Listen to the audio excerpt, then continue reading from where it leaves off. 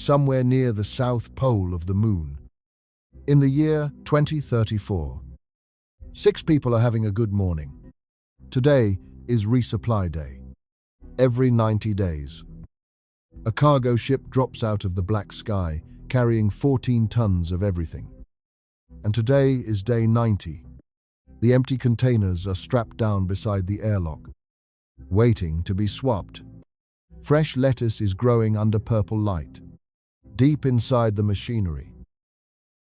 A carbon dioxide scrubber cartridge is quietly working through day 49. Of the 90 days it was built to last. And nobody is thinking about it. Because nobody thinks about the thing that cleans their breath while it still works. At 9:15 in the morning, Houston time, the main screen changes. There is no explosion and there is no alarm. Nobody is hurt. Nothing on the moon has broken at all. The message from Earth is 2 words long. Launch postponed. A valve failed inspection on the rocket. 250,000 miles away. The next launch window, the message says, is under review. And in that one quiet moment, every object in the room changes what it is. The scrubber cartridge stops being a cartridge and becomes 41 days. The medicine cabinet becomes 6 doses. The greenhouse becomes a bet. Down on Earth, a late shipment is an inconvenience. Up here, it is a question our species has never once had to answer for real. If Earth stops sending boxes, what is this place? We settled the question of whether humans can reach the moon back in 1969. Tonight is the other question. The one hiding inside the word live.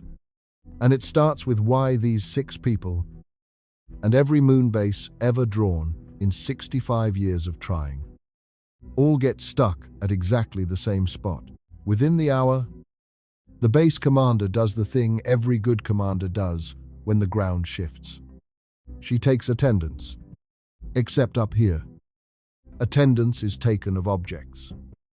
And the objects tell you how long you get to stay alive. So tonight, we get to see this place the way its own crew is suddenly seeing it, which happens to be the only honest way to see any moon base ever proposed. We are going to walk the inventory with them, room by room, tank by tank, and notice something as we go. Nothing on this list is exotic. Every item is boring.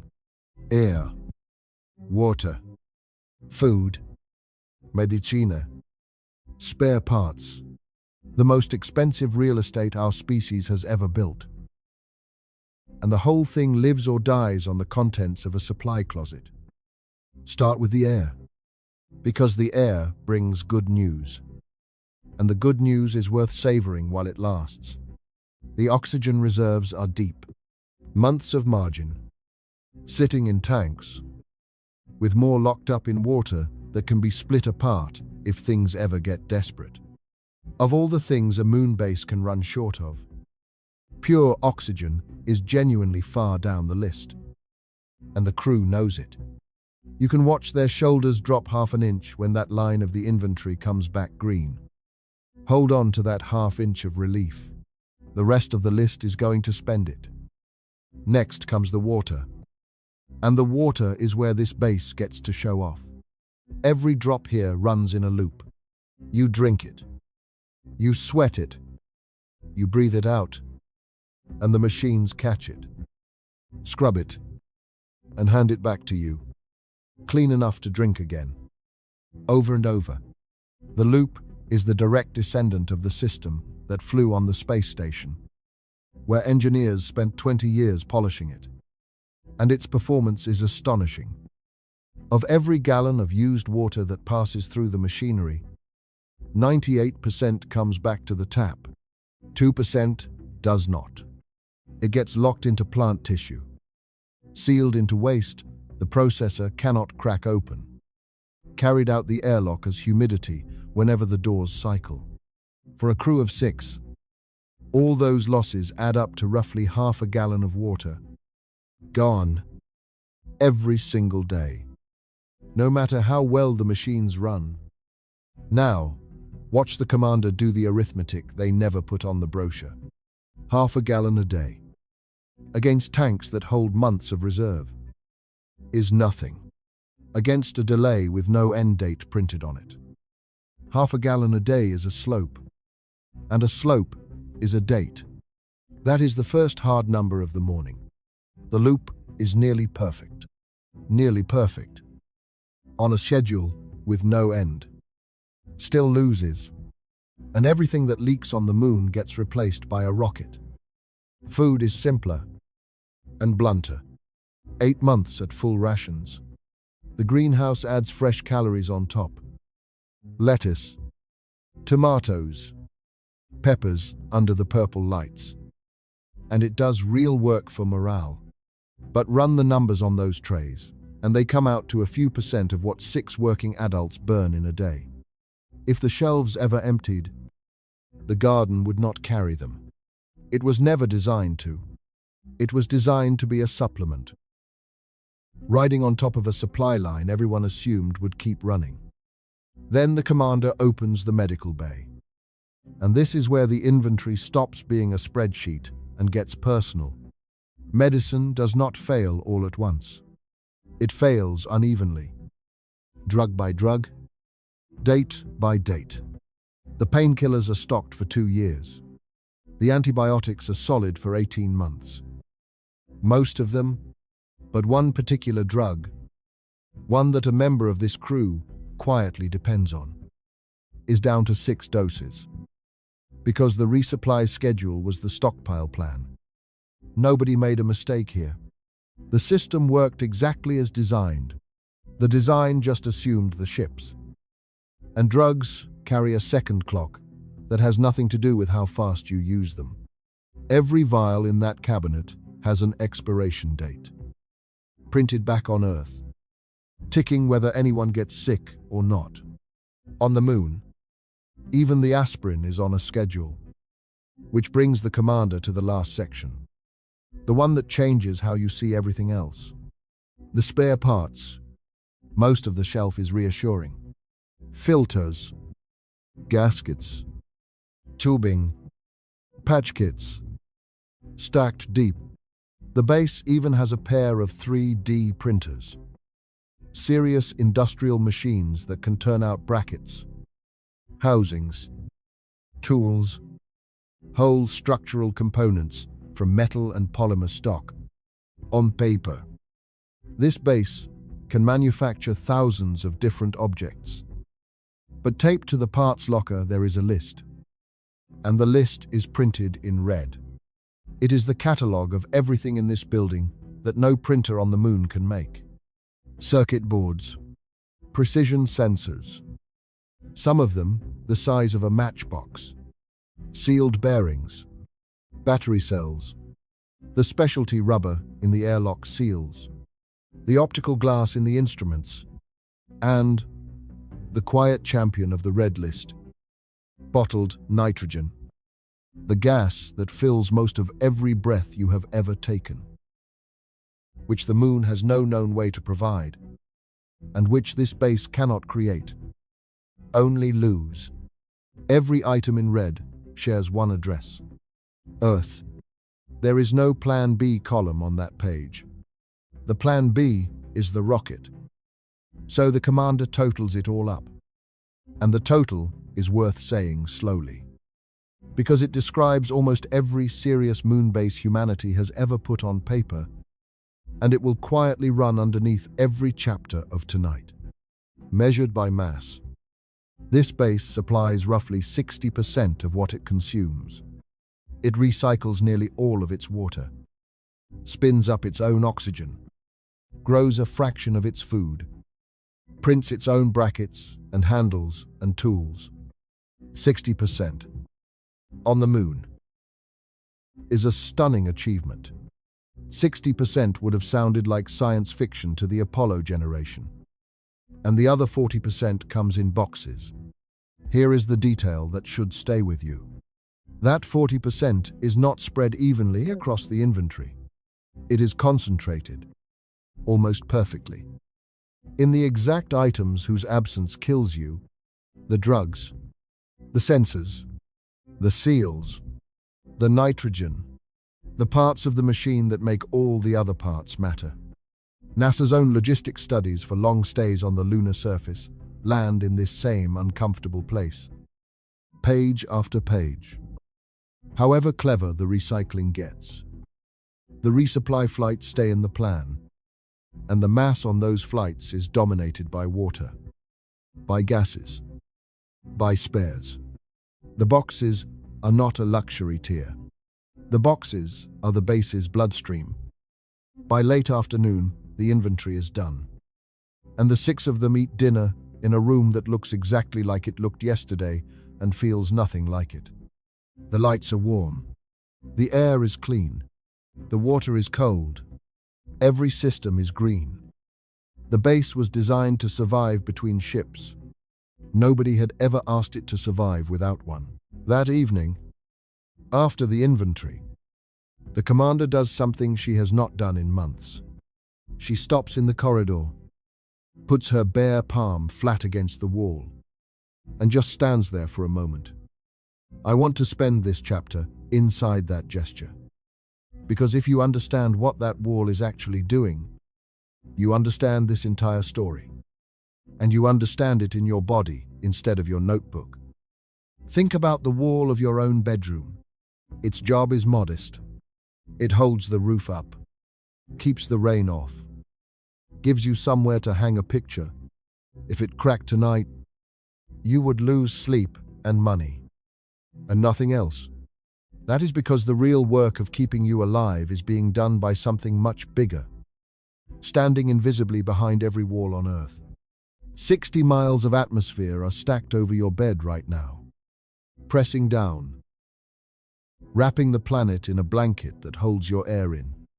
Burns, falling rocks to harmless streaks of light, and soaks up radiation before it ever finds your skin. A magnetic field the size of the world is deflecting the rest. Your bedroom wall can afford to be lazy, because a planet is covering its shifts. The wall under the commander's hand has no planet behind it. Every job Earth does for free, this wall does by hand, and it does all of them at once, forever, without a single night off. So, let's peel it open, layer by layer, and meet the machine that is pretending to be a building. Start from the outside, with what is pressing against it.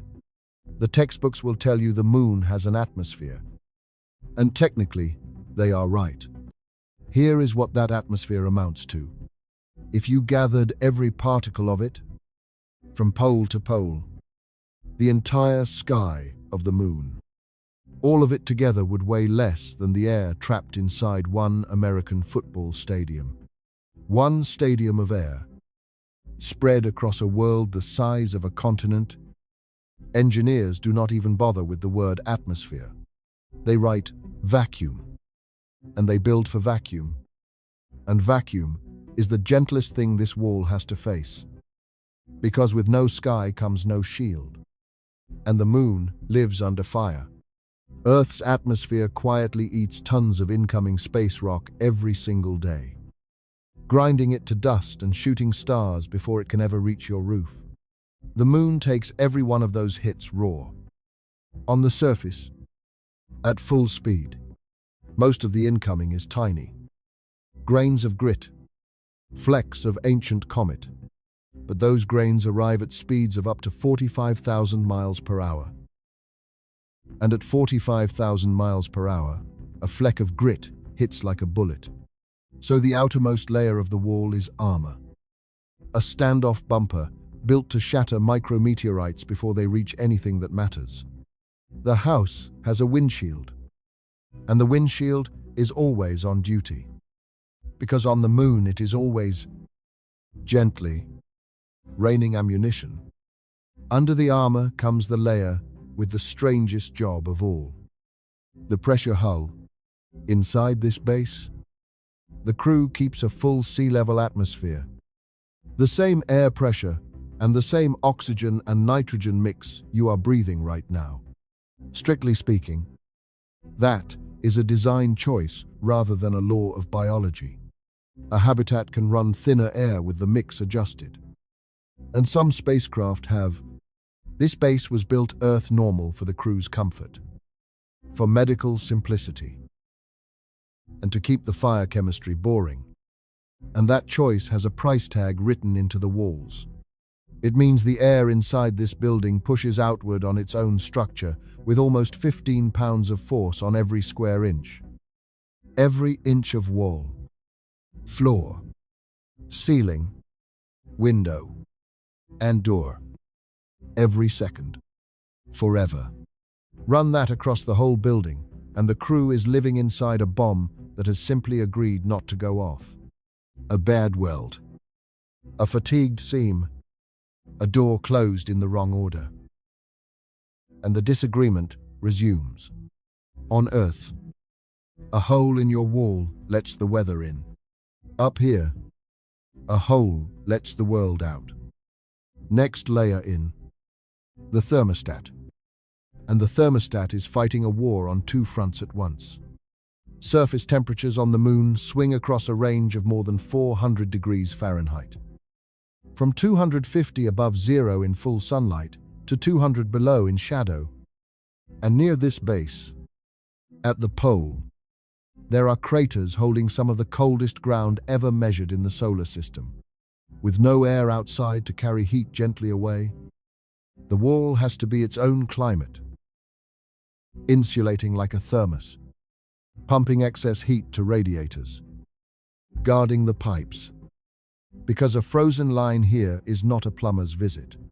It is a system down, and then piled on top of the whole structure. The last layer, the one you would see first from outside. Dirt.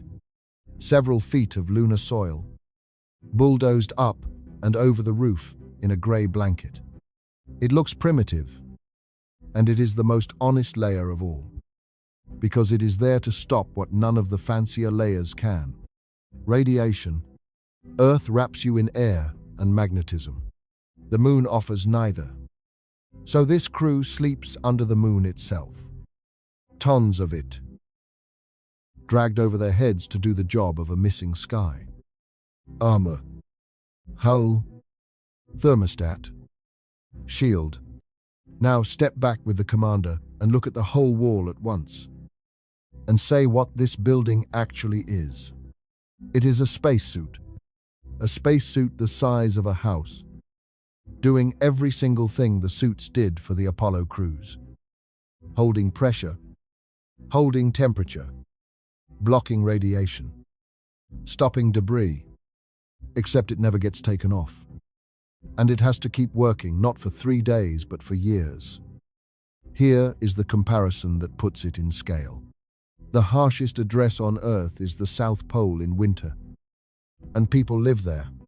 If you stepped out the station door in July, into the dark and the wind, at 100 degrees below zero, the cold would start killing you within minutes. But you would step out, and you would breathe. Free air, full pressure, a sky overhead soaking up the radiation, gravity holding your bones together, all of it provided at no charge. Even at the very worst spot the planet owns. That is the line the moon sits on the far side of. Antarctica is a harsh place. The moon is something else. The moon is a place where the walls have to manufacture the conditions for your heart to keep beating. Which is why the truest sentence about these 6 people is one the brochures would never print. They do not live on the moon. Nobody has ever lived on the moon. They live inside a bubble of Earth, built by hand, that happens to be parked on the moon. And there is exactly one spot in this whole grey world where their world and the real one touch. A small chamber with 2 doors. At the end of the corridor, that everyone walks past a dozen times a day. The airlock. Remember it. In this story, that little room is the border crossing between 2 planets. And before tonight is over, You are going to watch what comes through it. Before we go any further with our 6 people and their quiet countdown, there is a question hanging over their base that deserves an answer. Where did this place come from? Who designed it? And the true answer is stranger than any single name. This base is the great-grandchild of a family of ghosts. Because humanity has been designing moon bases seriously, professionally, with budgets and blueprints and signatures for 65 years. And until this one, every single ancestor died on paper. So tonight, let's open the family album. Because the way those bases died tells you more about living on the moon than any engineering diagram ever will. Start in 1959. Sputnik is 2 years old. And the United States Army, not NASA, which barely exists yet, produces a classified study called Project Horizon. This is a real document. You can read it today. The Army proposed a permanent military outpost on the moon. 12 soldiers, buried habitat modules, nuclear power. The works? With the first crew moving in by the end of 1966. Read it now, and the confidence is breathtaking. The schedule is laid out, month by month. The cargo flights are counted. And then you reach the logistics section. And the number sitting there tells you why you have never heard of Project Horizon. Keeping 12 people alive on the moon would require a launch campaign of well over 100 rockets. And after the outpost was built, the launches would not stop. They could never stop. The document essentially admits that the base would be a permanent open wound in the national budget. Forever drinking rockets. Politics finished the job. A brand new civilian NASA took the moon away from the generals. And the plan was quietly shelved, along with the Air Force's competing scheme. An underground lunar facility called Lunex, which died the same death in the same filing cabinets. Now, jump 1 decade. And this is the part of the story that should genuinely sting. In 1969, we landed on the moon. And the plan was never for 6 visits. NASA had Apollo missions 18, 19, and 20 on the books. And beyond those, engineers were sketching extended stays, shelters, rovers with real range, the first true toeholds. The hardware was not imaginary. Some of it was built. There is a Saturn V rocket lying on its side at Johnson Space Center in Houston right now. A real one, complete, that people walk past and photograph on family vacations. It never flew to the moon because its missions were cancelled while the program was still winning. The reasons stacked up the way reasons do. A shrinking budget. A nation with a war and cities on fire and its victory over the Soviets already banked. One of the remaining rockets reassigned to launch the Skylab station instead. But underneath all of it sat the same cold arithmetic. Going had been paid for. Staying would have to be paid for forever. And staying lost.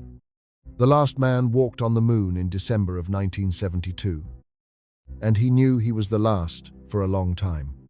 He said so, standing in the dust. The dream did not die. It just kept dying, on a schedule, roughly once per generation. In 1989, on the 20th anniversary of the landing, a president stood on the steps of the National Air and Space Museum and announced America was going back. This time to stay. A permanent lunar base as a stepping stone to Mars. NASA went away and priced the whole arc honestly.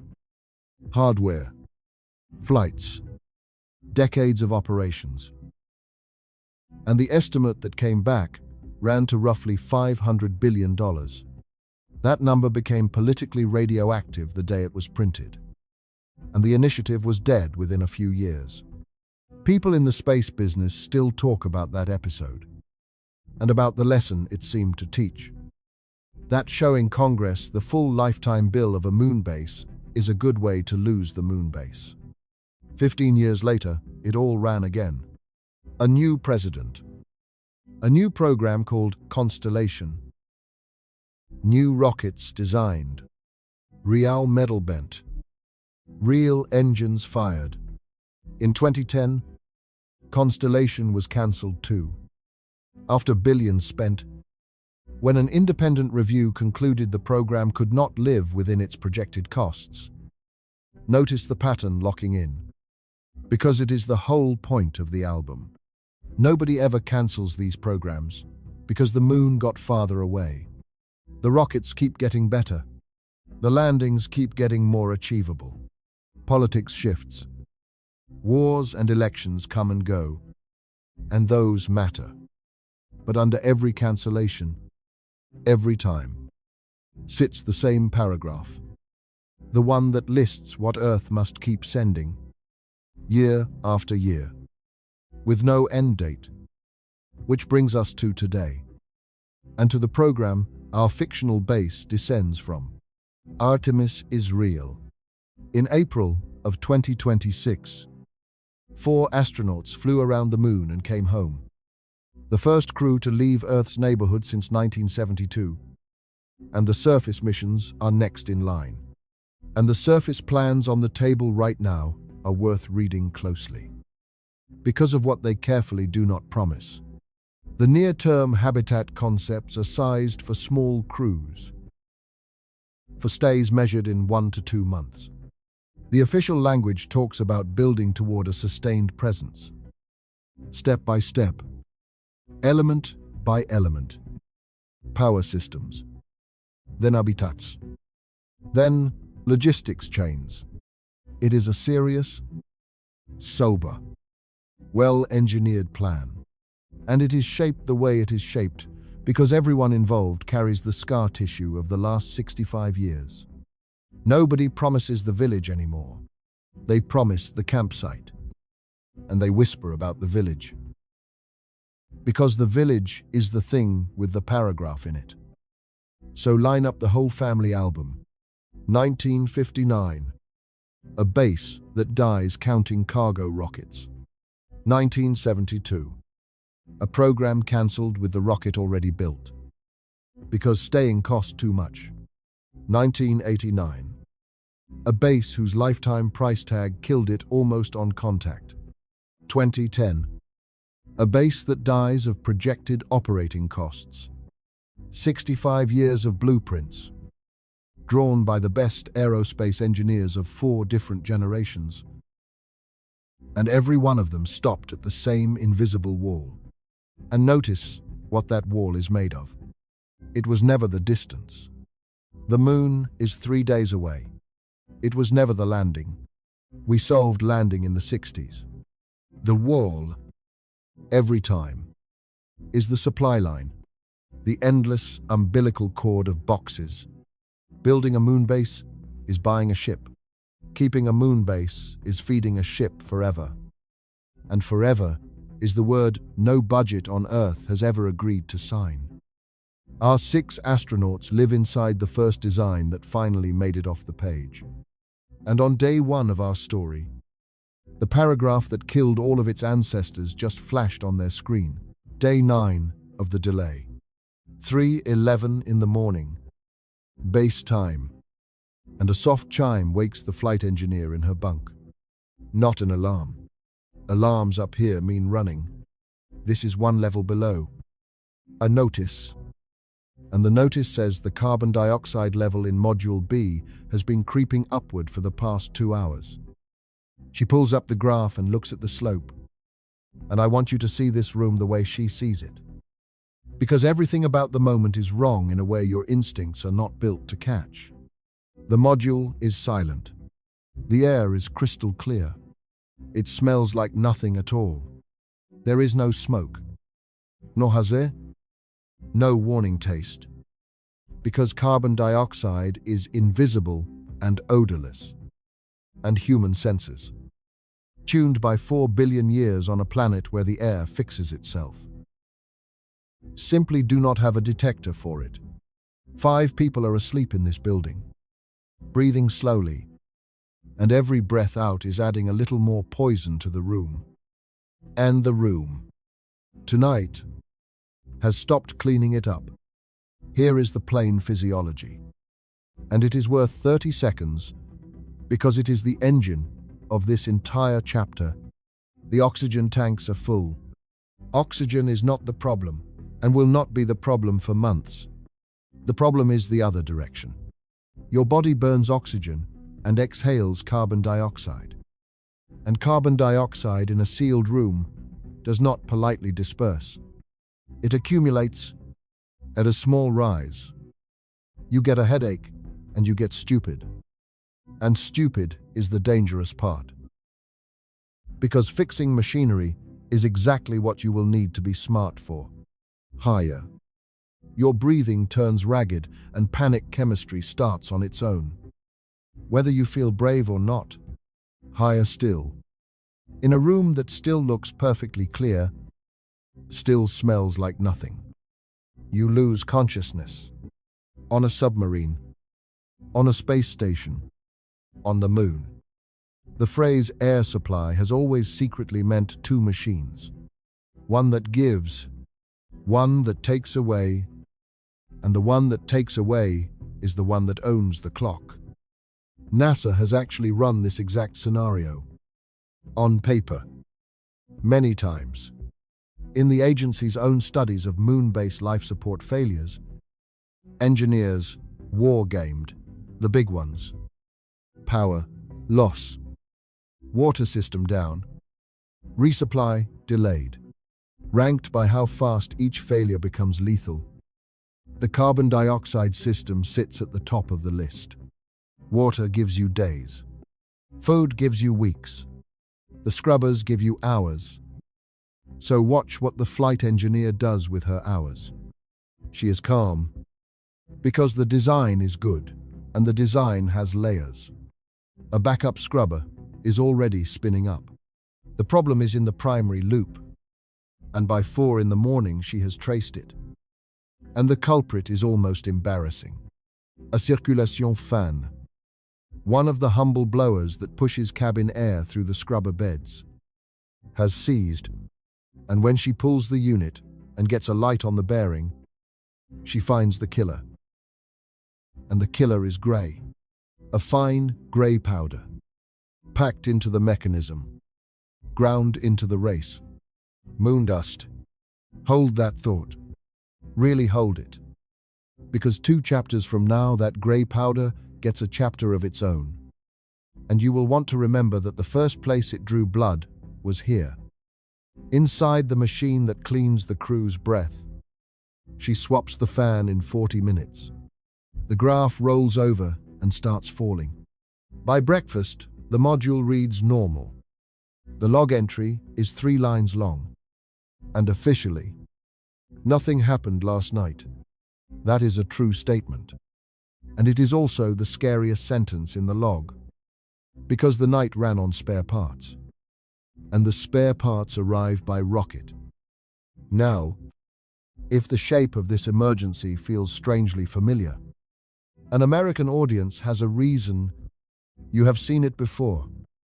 In April of 1970, on the most famous space mission ever flown that never landed anywhere, Apollo 13. Everybody remembers the explosion, and the movie, and the line about Houston having a problem. But recall what the actual killer aboard that ship was. Once the crew had survived the first night, it was breath. 3 men were sheltering in a lunar module built to keep 2 men alive for 2 days.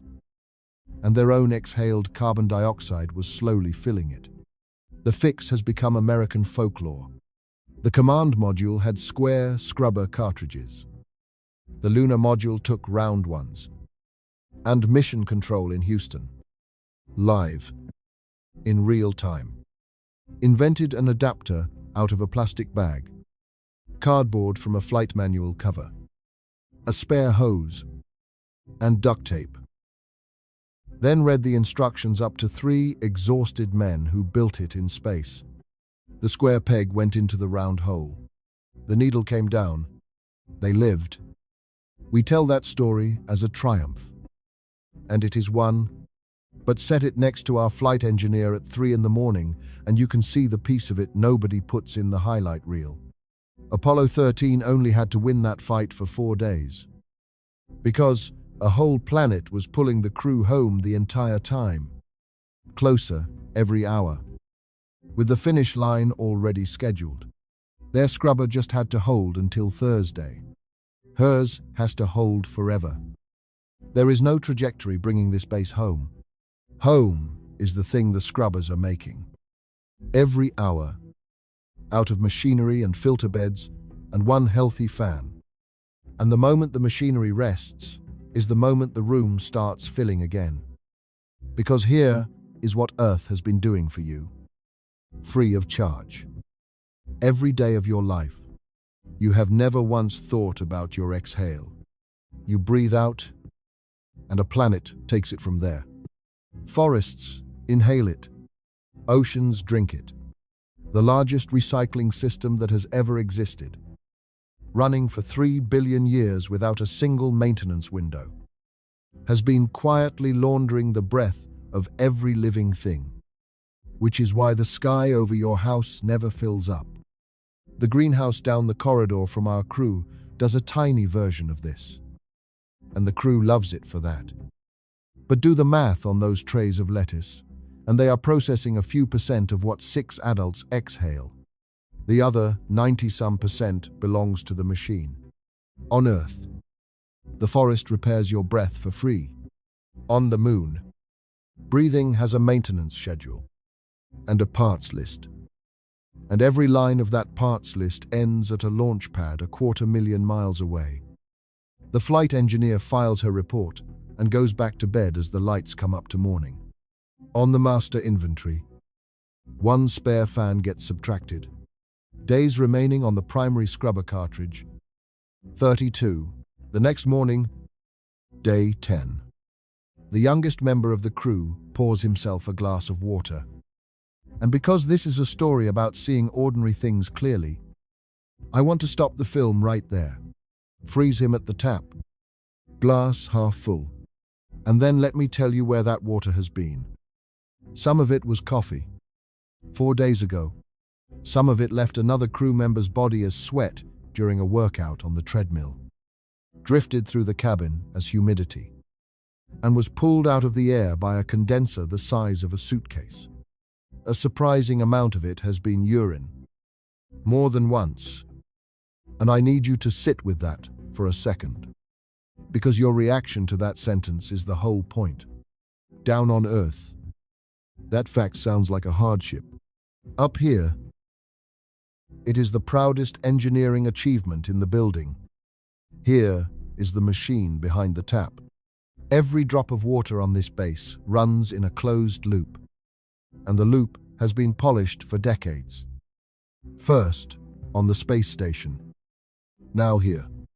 Urine goes into a distiller that spins it and boils it at low pressure, pulling pure water vapor away from everything dissolved in it. Cabin humidity, which is just sweat and breath in gas form, gets condensed and captured. Wash water gets filtered and scrubbed. Even the salty leftover brine from the first pass. The stubborn dregs that older systems used to throw away. Goes through a final squeezer that wrings the last drops out of it. All of it converges on a processing rack where it is filtered again. Run past catalysts that break down anything organic, checked by sensors, and delivered back to the tap cleaner than the water in almost any city on Earth. That is not a slogan. The purity standards are stricter than municipal tap standards. Because up here, a stomach bug is a mission event.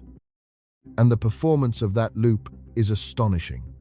Of every gallon of used water that enters the machinery, 98% comes back to the tap. I gave you that number in the inventory chapter and promised we would come back to it. This is the chapter where you get to feel both of its faces. First, Feel how magnificent it is. 98%. The space station spent years in the low 90s. And when its engineers finally pushed the system to 98, they celebrated it like a moonshot of its own. Because every point of recovery is tons of water that never has to ride a rocket. No city on Earth recycles like this. Nature itself is the only system that does it better. And nature is allowed to use an entire planet as its equipment. In the long list of problems this story is walking through, water recycling is the one humanity has come closest to actually solving. The cruise loop is a genuine masterpiece. And when the resupply pause was announced, the water screen was the one the commander checked with the least fear. Now feel the other face. The 2% that never comes back. It goes nowhere dramatic. It goes into everything. A little at a time. Into the plants. Locked up in stems and leaves and roots that are not on the menu. Into waste even the brine squeezer cannot crack open. Sealed into storage. Out the airlock as humidity. Every single time the doors cycle. A small, invisible exhale of the whole building into places engineers politely call technical losses. Which means the 1,000 tiny corners of a real machine where molecules simply do not come back. Add up all of it. For a crew of 6 running a base this size, and the arithmetic lands at roughly half a gallon of water, leaving the loop for good. Every day. Half a gallon a day. Against tanks holding months of reserve. Is nothing. The gauges barely move. Against an open-ended delay. Half a gallon a day is a slope. And a slope is a date. And the water screen quietly turns into one more clock on the wall. That is the strange cruelty of near perfection in a sealed world. 98% sounds like victory. And it is victory. And none of that matters to the arithmetic. Because the mission has no end date, and the loss has no end date either. The scrubber clock ends with a swap and a fresh cartridge. The water clock never ends. It just keeps sliding. Quietly. Forever. And the only thing on the moon that has ever pushed it back up is a landed ship full of tanks. If you want to know how hard a truly closed loop is, you do not have to go to the moon to find out. The most honest answer ever produced came from the Arizona desert. 30 years ago, and it is one of the strangest true stories American science has ever told. In September of 1991, 8 volunteers in matching jumpsuits waved to a crowd, walked through an airtight door, and sealed themselves inside a 3-acre glass world called Biosphere 2. You may have seen pictures of it. It looks like a crystal palace dropped into the desert, and inside it held a miniature Earth, a rainforest, a desert, a mangrove marsh, a farm, and a tiny ocean with a coral reef and a wave machine. The mission was the exact question of tonight's story. Can humans build a sealed world that keeps them alive without outside supplies? 2 years. Doors closed. Nothing in, nothing out. And understand what they were playing with. Full Earth gravity. Free, unlimited sunshine. Real soil. Real rain. A real ocean. Seeds and animals from the most generous biosphere in the known universe. Every advantage our moon crew dreams about, handed to them free. Plus a hardware store within driving distance if it all went wrong. The world leaked anyway, not water. In their case, air. Slowly, invisibly, over months. The oxygen level inside Biosphere 2 began to fall, and nobody could find where it was going. 21% at closing. 19. 17. The crew got tired climbing stairs. Some developed a condition like altitude sickness. At ground level. In Arizona. By the 16th month, The oxygen had sunk to around 14%, the equivalent of living high on a mountain. And doctors made the call. Tanker trucks rolled up to the Crystal Palace, and outside oxygen was pumped into the sealed world to keep its people on their feet. And when scientists finally cracked the mystery, the answer turned out to be a crime with two culprits. Working as a team, the first culprit was the soil. The designers had filled their little world with rich, organic farm soil. And rich soil is alive, packed with billions of microbes. And microbes breathe. The soil was quietly consuming oxygen day and night, respiring like a hidden second crew, on a scale nobody had budgeted for. That alone should have been easy to spot, because all that microbial breathing should have filled the dome with carbon dioxide, and the rising carbon dioxide would have pointed straight at the soil, which is where the second culprit came in. The building itself, the vast, exposed concrete of the structure, was drinking that carbon dioxide out of the air and locking it away in its own walls as mineral. The soil was stealing the oxygen, and the concrete was hiding the evidence. The most carefully designed closed world ever built was being robbed by its own dirt, while its own foundation covered the crime. And it took over a year and outside laboratories to solve the case. The people of Biosphere 2 were not fools. And their project was not the failure the newspapers sneered. It was, they proved something at full scale that no equation could have proved as vividly. A closed loop is never actually closed. There is always a leak, a thief, an accomplice hiding in the one component nobody thought to distrust. And that lesson cost them 2 years and a crystal palace. On Earth, with the sun free and gravity free and rescue trucks idling outside, our 6 crew members live inside the same lesson with every advantage removed. Their loop is tighter than Biosphere 2 ever dreamed.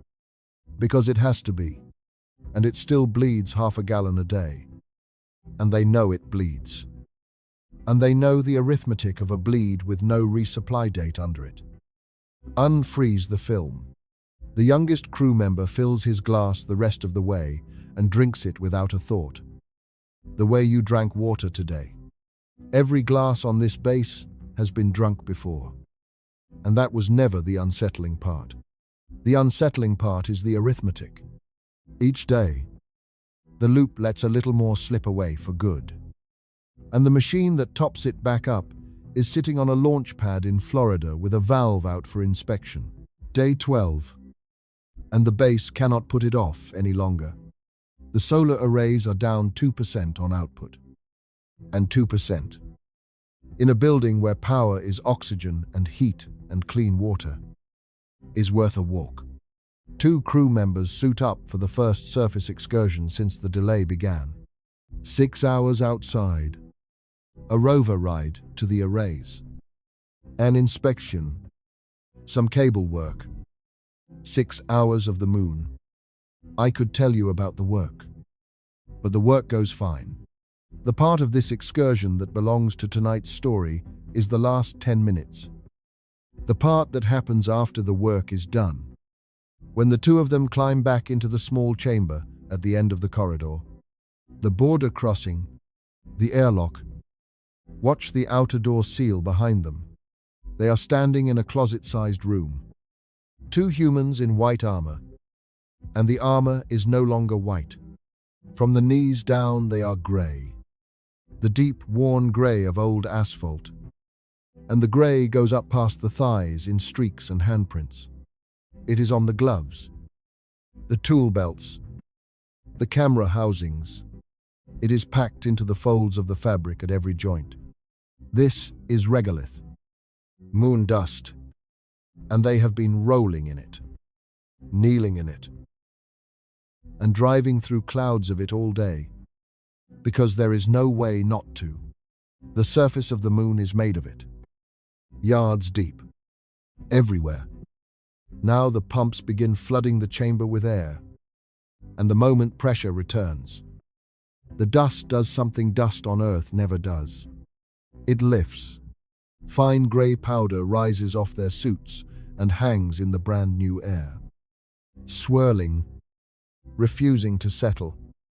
And when it finally drifts toward the walls, it does not fall. It sticks. It clings to the paneling, to the ceiling, to the visors of their helmets, to skin.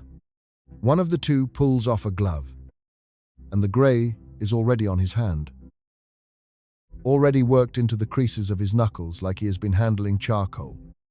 The inner door opens, and on the clean deck of the corridor, first thing across the threshold, a boot comes down and leaves a perfect grey print. Remember that print? It is one of the 3 images this whole story turns on, because that print is not dirt in the way your hallway knows dirt. That print is the moon itself, inside the walls, inside the bubble of Earth. And the moon does not come inside as a guest. Here is what that grey powder actually is, and why engineers who are calm about radiation and vacuum lower their voices when they talk about it. Every grain of dust on Earth has lived a life. Water has rolled it. Wind has tumbled it. Rain has washed over it for 100 million years. And all that weathering does one thing above all. It rounds the edges. Beach sand under a microscope looks like a bag of worn pebbles. Smoothed by an endless spa treatment, the whole planet provides for free. The moon has never had rain, rivers, wind, or any moving water to round its grains. Its dust was born in violence.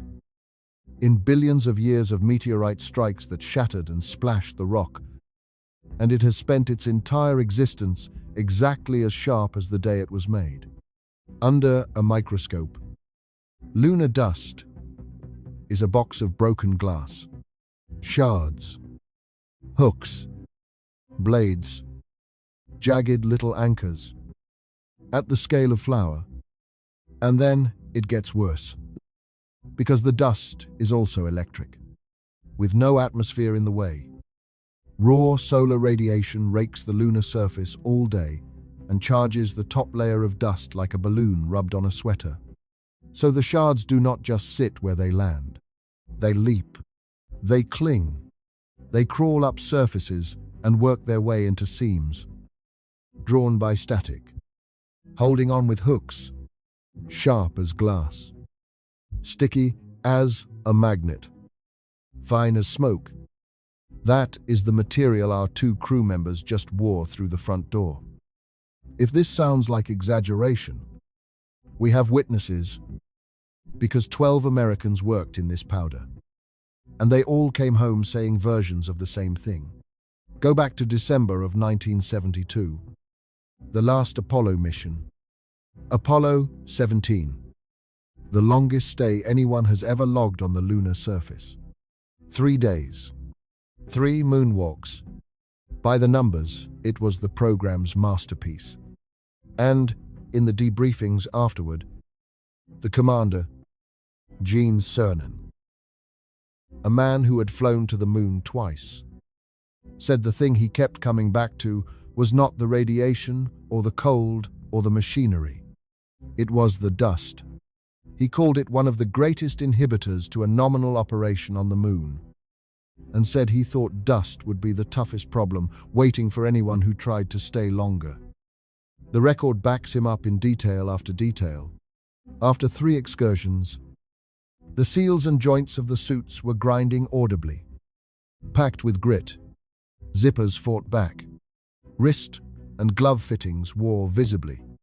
The engineers looking over the hardware afterward concluded the suits were approaching the edge of their working life after roughly 20 hours of surface time. The vacuum cleaner aboard could not pull the dust out of the fabric. It had hooked in. And then there is what happened to Cernan's crewmate, which is the detail I most want you to carry out of this chapter. Harrison Schmitt was the only professional scientist ever to walk on the moon, a geologist. The exact person on Earth most delighted to be knee-deep in lunar soil. Each time the crew repressurized the lander, the dust on their suits went airborne in the cabin. The same slow grey lift our crew just watched in the airlock, and Schmidt breathed it. His reaction came fast. Congestion, sneezing, a raw throat, a response he compared to hay fever.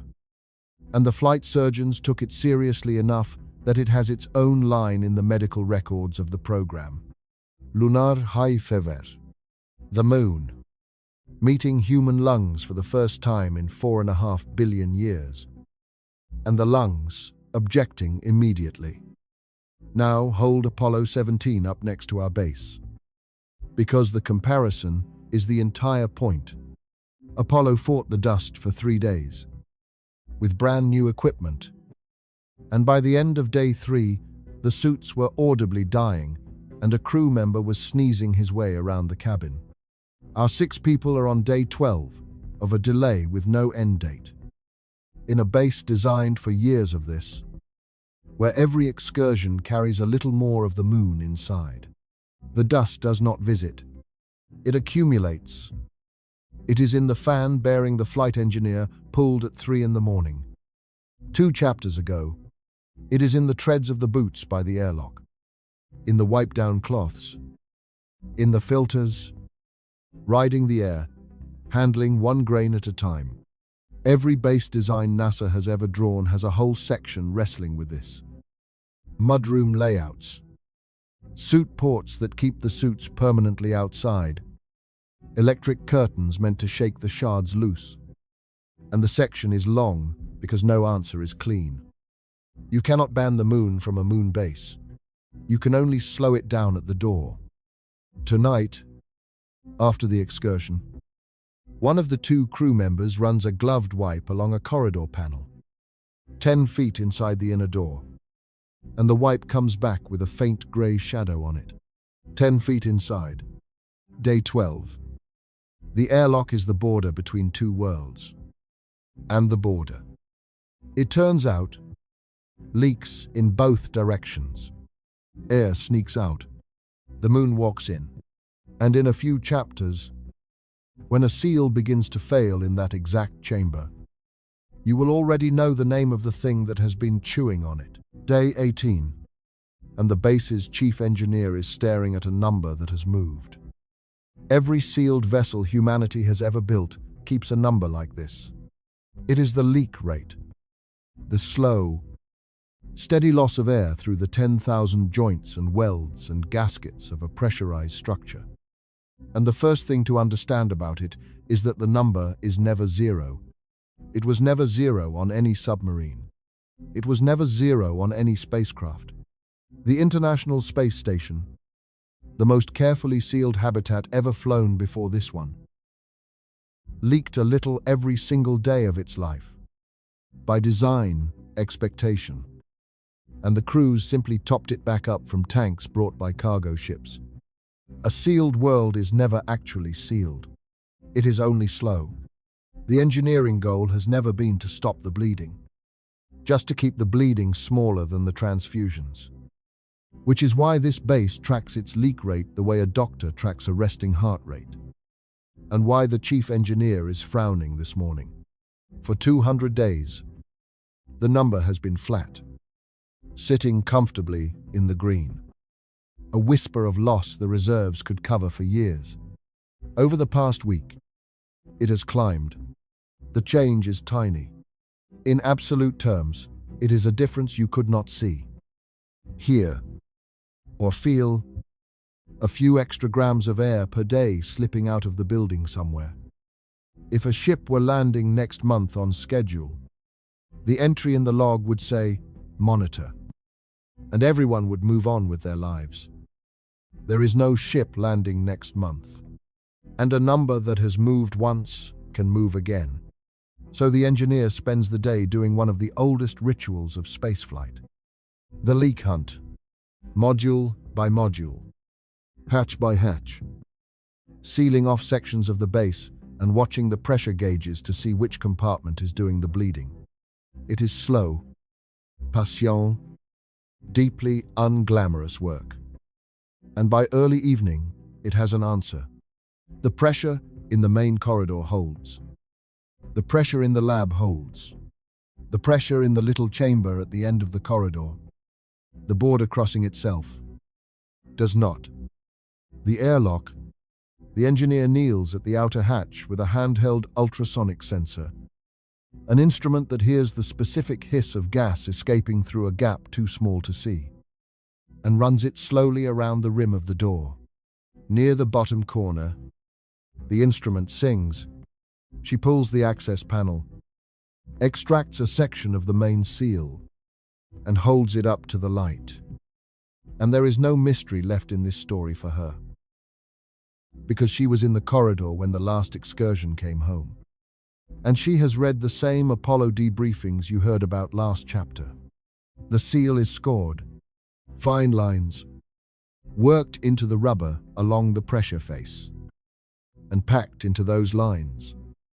Grey powder, the dust, the broken glass of the moon, ground into the one ring of soft material whose entire job is to be perfectly smooth, chewing exactly where chewing costs the most. The airlock has cycled a few hundred times since the base opened. Every cycle, a few thousand invisible shards got pressed into the rubber like grit into an eraser. The engineer is not looking at a failure. She is looking at a schedule. Every seal in this building is on the same road. And the only question any of them get to answer is how fast. The repair itself is almost an anticlimax. There are spare seals in the locker, good ones, and by the next morning the new ring is seated. The hatch passes its pressure check, and the leak rate drops back into the green. On the master inventory, the seal count ticks down by 1, and the crew could almost file the whole episode under maintenance, except for one detail the engineer includes in her report. And the detail is what this chapter is actually about. The base can replace the air it lost. But look closely at what that word air means, because it hides the strangest supply problem on the moon.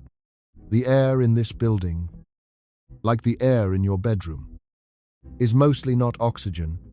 Take a breath right now. About a fifth of what just entered your lungs was oxygen.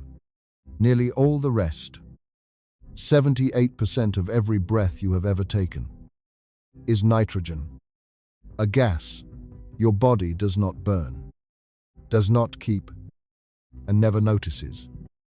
It is the silent filler of the sky, and it is quietly one of the most important substances in your life. Because pure oxygen at full pressure is a fire hazard so severe that spacecraft designers learned to fear it in the hardest possible way.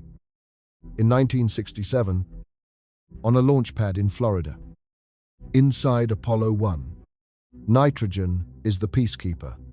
It dilutes the oxygen, calms the chemistry, makes an atmosphere something you can live inside, rather than something waiting for a spark. Now here is the problem. The moon has oxygen. It is locked in the rocks, bound into the minerals. And, in the decades ahead, machines will learn to cook it out at industrial scale.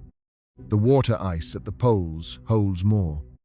Oxygen, given enough power and equipment, is a local product. Nitrogen is a different story.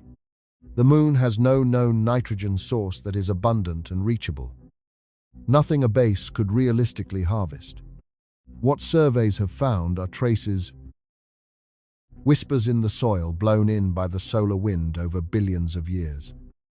Thousands of times too thin to feed an atmosphere, which means every molecule of nitrogen in this building, 78% of every room, every corridor, every lungful the crew breathes tonight, was manufactured into a tank on Earth, loaded onto a rocket, and flown here. And every molecule that escapes through a scored seal is gone, in a way almost nothing else on this base is gone. Water can be squeezed back from urine. Oxygen can someday be baked from stone. Nitrogen, as far as anyone knows today, can only be shipped. So, when the engineer logs the incident, the line that matters is at the bottom. Air lost during the leak event. Replaced from reserves.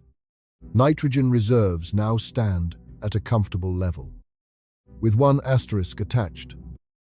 And the asterisk says, comfortable, assumes resupply.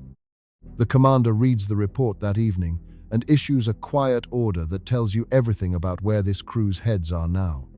Surface excursions are cut back. Non-essential airlock cycles are suspended. Every opening of that door costs a puff of atmosphere, and atmosphere has just been reclassified from utility to heirloom. That night, if you stood in the corridor, you would not see a base in crisis. You would see 6 people eating dinner, a movie queued up on the big screen, lettuce growing under purple light. But listen closely, and you can hear the difference 18 days have made. The building has gone quiet in a particular way. Fewer pumps cycling, fewer doors moving. A machine easing itself down into its lowest sustainable idle. The base is doing the thing any organism does when winter arrives and the food gets uncertain. It is breathing slower. And just before lights out, the daily packet arrives from Earth. The valve investigation has widened. 2 more components on the launch vehicle are being pulled for inspection. The official estimate for the next launch window now reads, no earlier than 3 additional weeks. The commander posts it without comment. Down the corridor, in the machinery. The scrubber cartridge crosses another midnight. 23 days left on the clock. And in the storage locker, everyone knows exactly what stands behind it. 1 partially used cartridge, saved from a maintenance swap months ago. 16 days of life left in it. Because the fresh replacements, the full rack of 90-day cartridges this base has been expecting, are packed in a cargo hold in Florida, riding the very ship that keeps not launching. Behind that, 1 sealed crate of emergency chemical canisters, the same square peg chemistry that saved Apollo 13. A final week of last resort air, sitting where everyone can see it. Nobody says the arithmetic out loud. Everybody has done it. Day 20 of the delay. And it is time this story admitted something. Life on the moon is not all dread and grey dust. There is one part of it that is pure joy. Every single day. And you are about to watch it. In the equipment bay, the youngest crew member, the one who poured the glass of water, needs to move a replacement pump assembly across the room. On Earth, that unit weighs 200 pounds. A 2-person lift with a cart and a signed safety form. He walks over, grips the handles, and picks it up with 1 hand. He carries it across the bay the way you would carry a bag of groceries, sets it down with a fingertip landing, and grins. Because 6 months in, this has never once stopped being fun. Lunar gravity is 1/6 of Earth's. Everyone on this base is superhuman here. They bound upstairs. They catch falling equipment other people could not have lifted. The oldest crew member, whose knees complained on every staircase back home, has not felt them once since landing. If you toured this base on day 1, you would swear low gravity was the moon's welcome gift. The one mercy in a merciless place. This chapter is about why that gift is the slowest trap in the building. Here is the thing about your body that you have never had a reason to notice. It is not a fixed object, like a statue. It is a negotiation, renewing itself constantly. And one of the loudest voices in that negotiation is weight. Your skeleton right now is being dismantled and rebuilt, all the time, by 2 rival crews of cells. One tearing old bone down, one laying new bone in. What keeps the 2 crews balanced is load. Every step you take sends a jolt of force up your bones.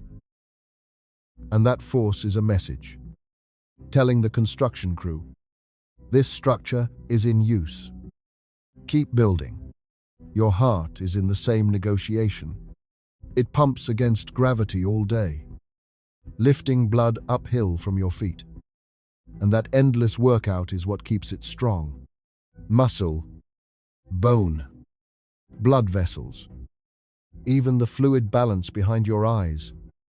All of it is tuned, moment by moment, to the pull of the planet you evolved on.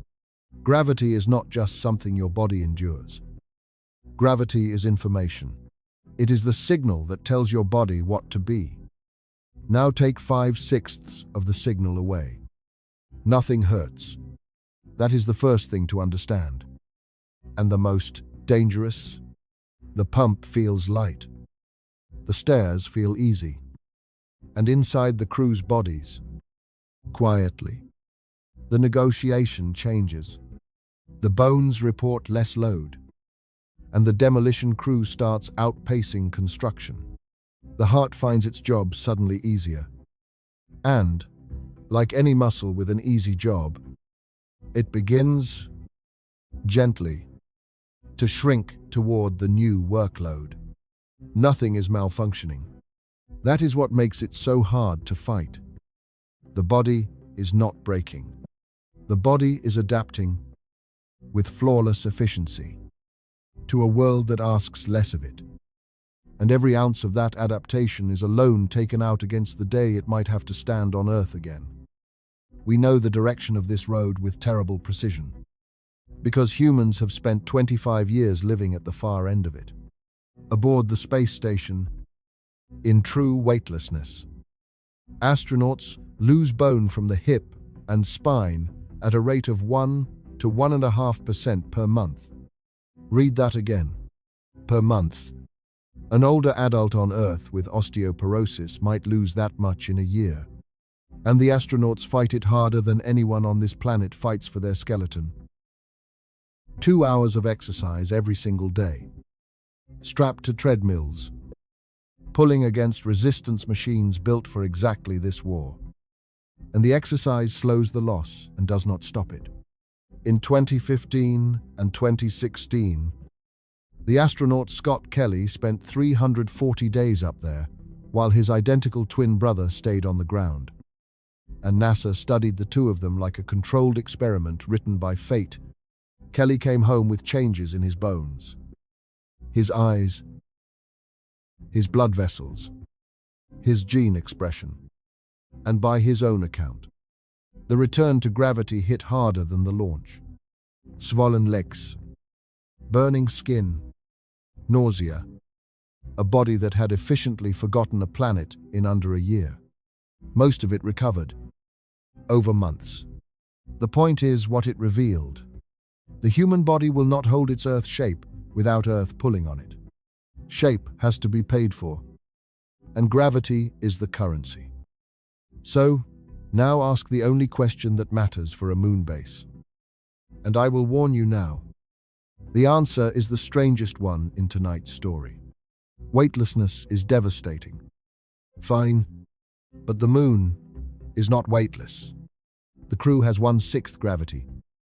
Real load. Real up and down.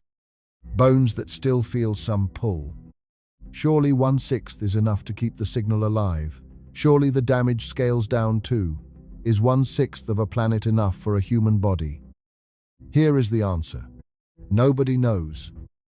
Not roughly. Not approximately. At one of the most basic levels imaginable. The level of what lunar gravity does to a human being over time. The total scientific knowledge of our species comes from 12 men. And the longest any of them stayed was 3 days. Add up all 6 Apollo landings. Every hour any crew ever spent on that surface. And you get roughly 300 hours of surface operations, which works out to somewhere near 600 person-hours of human life in lunar gravity. 600 hours, spread across 12 bodies. Ever. No human being has slept 100 nights on the moon. No one has spent a winter there, watched a wound heal there, gotten a year older there. We have a century of medicine at 1 gravity, a quarter century of data at 0. And between those two numbers, in the entire range where every dream of settling another world actually lives, the file is empty. The best guess science can offer comes from indirect evidence, from centrifuge studies with animals, and it is worth hearing because of how unsettling it is. Some of that work suggests there may be a threshold, somewhere around 4/10 of Earth gravity, below which the body's systems never get enough signal to fully hold themselves together. No matter how long you stay, if that threshold is real, look at where our crew is standing. Lunar gravity is 1/6, 0.17, less than half the possible threshold. Their bones might stabilize after an initial dip, or they might keep bleeding density year after year, slower than the space station, but on the wrong side of forever. Their hearts might settle into a healthy lunar rhythm, or spend a decade quietly downsizing. 20 years from now, a crew member who wants to retire back to Earth might step off the ship into a body that feels 6 times heavier and be fine after a rough month. Or might discover that home has become the most dangerous environment they have ever entered. Every one of those futures is currently consistent with the data, because there is no data. The crew knows all of this. By the way, it is in their briefing documents, stated in the careful language agencies use for the things they cannot promise. And so the base fights the war anyway. On faith. 2 hours of exercise a day. Same as the station. Weighted vests. Resistance machines. Bone density scans every 90 days, beamed to flight surgeons in Houston who study them like tea leaves. On day 20 of the delay, the youngest crew member finishes his workout. And the flight surgeon's note on his latest scan says what it always says. Within expected range. Continue protocole. What the note does not say, because no honest doctor can say it yet, is what expected range means on a world where no one has ever grown old. The pump was light. The stairs are easy. The knees never hurt. And somewhere under all that mercy, 6 skeletons are having a negotiation with the moon. In a language medicine has not learned to read. And the first fluent speakers will be whoever stays long enough to find out how the conversation ends. Every morning at 6, before the crew wakes, the base computer downloads a weather report. That sentence sounds ordinary until you ask what weather could possibly mean on a world with no air, no wind, no clouds, and no rain. And the answer is that the report is not about the moon at all. It is about the sun. Because the moon does have weather. All of it comes from a star 93 million miles away. And none of it is the kind you can stand in. Tonight, before that weather turns dangerous, you need to meet it properly. There are 2 kinds, and they could not be more different in personality. The first kind never makes headlines, because it never stops. Right now, this second, the whole solar system is being sprayed by particles from outside it. Atomic nuclei flung across space by exploded stars elsewhere in the galaxy. Some of them accelerated to nearly the speed of light. Scientists call them galactic cosmic rays, and the best way to picture them is as a drizzle. A thin, eternal drizzle of subatomic bullets, falling from every direction of the sky at once. Day and night. Forever. Down on Earth, you have spent your whole life under a roof. The atmosphere and the planet's magnetic field soak up almost all of it before it reaches your skin. The moon owns neither. So, on the surface, the drizzle simply falls. Through suits, through walls, through people. Here is the uncomfortable truth about that drizzle. You cannot really block it. The particles are too energetic. Some of the heavy ones carry so much punch that when they slam into a shield, they shatter the shield's own atoms and spray out a shower of new radiation on the far side. Engineers call it secondary radiation. And it is the reason shielding design is a genuine science. Because with some materials, a thin metal wall can actually leave you worse off than no wall at all. What works is bulk, meters of rock or water, and the right materials in the right order, which is exactly why our crew sleeps under several feet of piled-up moon. Even so, some of the drizzle gets through, and the crew's exposure meters record it, tick by tick, into a running lifetime total that their flight surgeons track the way accountants track debt. No single day of it hurts anyone. The drizzle does not attack you. It taxes you. A tiny raised risk of cancer and tissue damage collected daily. For as long as you stay, every career astronaut carries a personal radiation budget. And on the moon, the meter never stops running. That is the first kind of weather. Slow, permanent, unbeatable, and survivable. The way attacks is survivable. The second kind is the reason this chapter exists.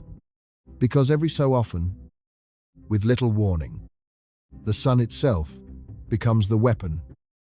Our star looks steady from a beach on Earth. And it is anything but. It is a churning ball of magnetized plasma, and its surface snaps and reconnects like overstressed rigging. When a big enough snap happens, the sun can hurl a piece of its own atmosphere into space. Billions of tons of charged particles, riding a shockwave, and accelerate a storm of protons ahead of it to enormous speeds. Astronomers call this a solar particle event. Think of it as the flash flood to the cosmic ray drizzle. It is rare. It is directional. So most storms miss any given world entirely. But when one is aimed at you, the leading edge can arrive within the hour. And for a person caught outside on the moon in nothing but a spacesuit, the dose is not a tax anymore. It is an injury. A severe storm can deliver. In hours, radiation on the scale of acute sickness, damaged marrow, vomiting, in the worst cases, a threat to life itself. The difference between the two weathers is the difference between smoking and getting shot. And now I get to tell you about the closest call nobody ever felt. One of the great overlooked near misses of the space age. In April of 1972, Apollo 16 flew to the moon, landed, explored, and came home safely. In December of 1972, Apollo 17 did the same. Between those two missions, in the quiet gap when no human being was anywhere near the moon, the sun went berserk.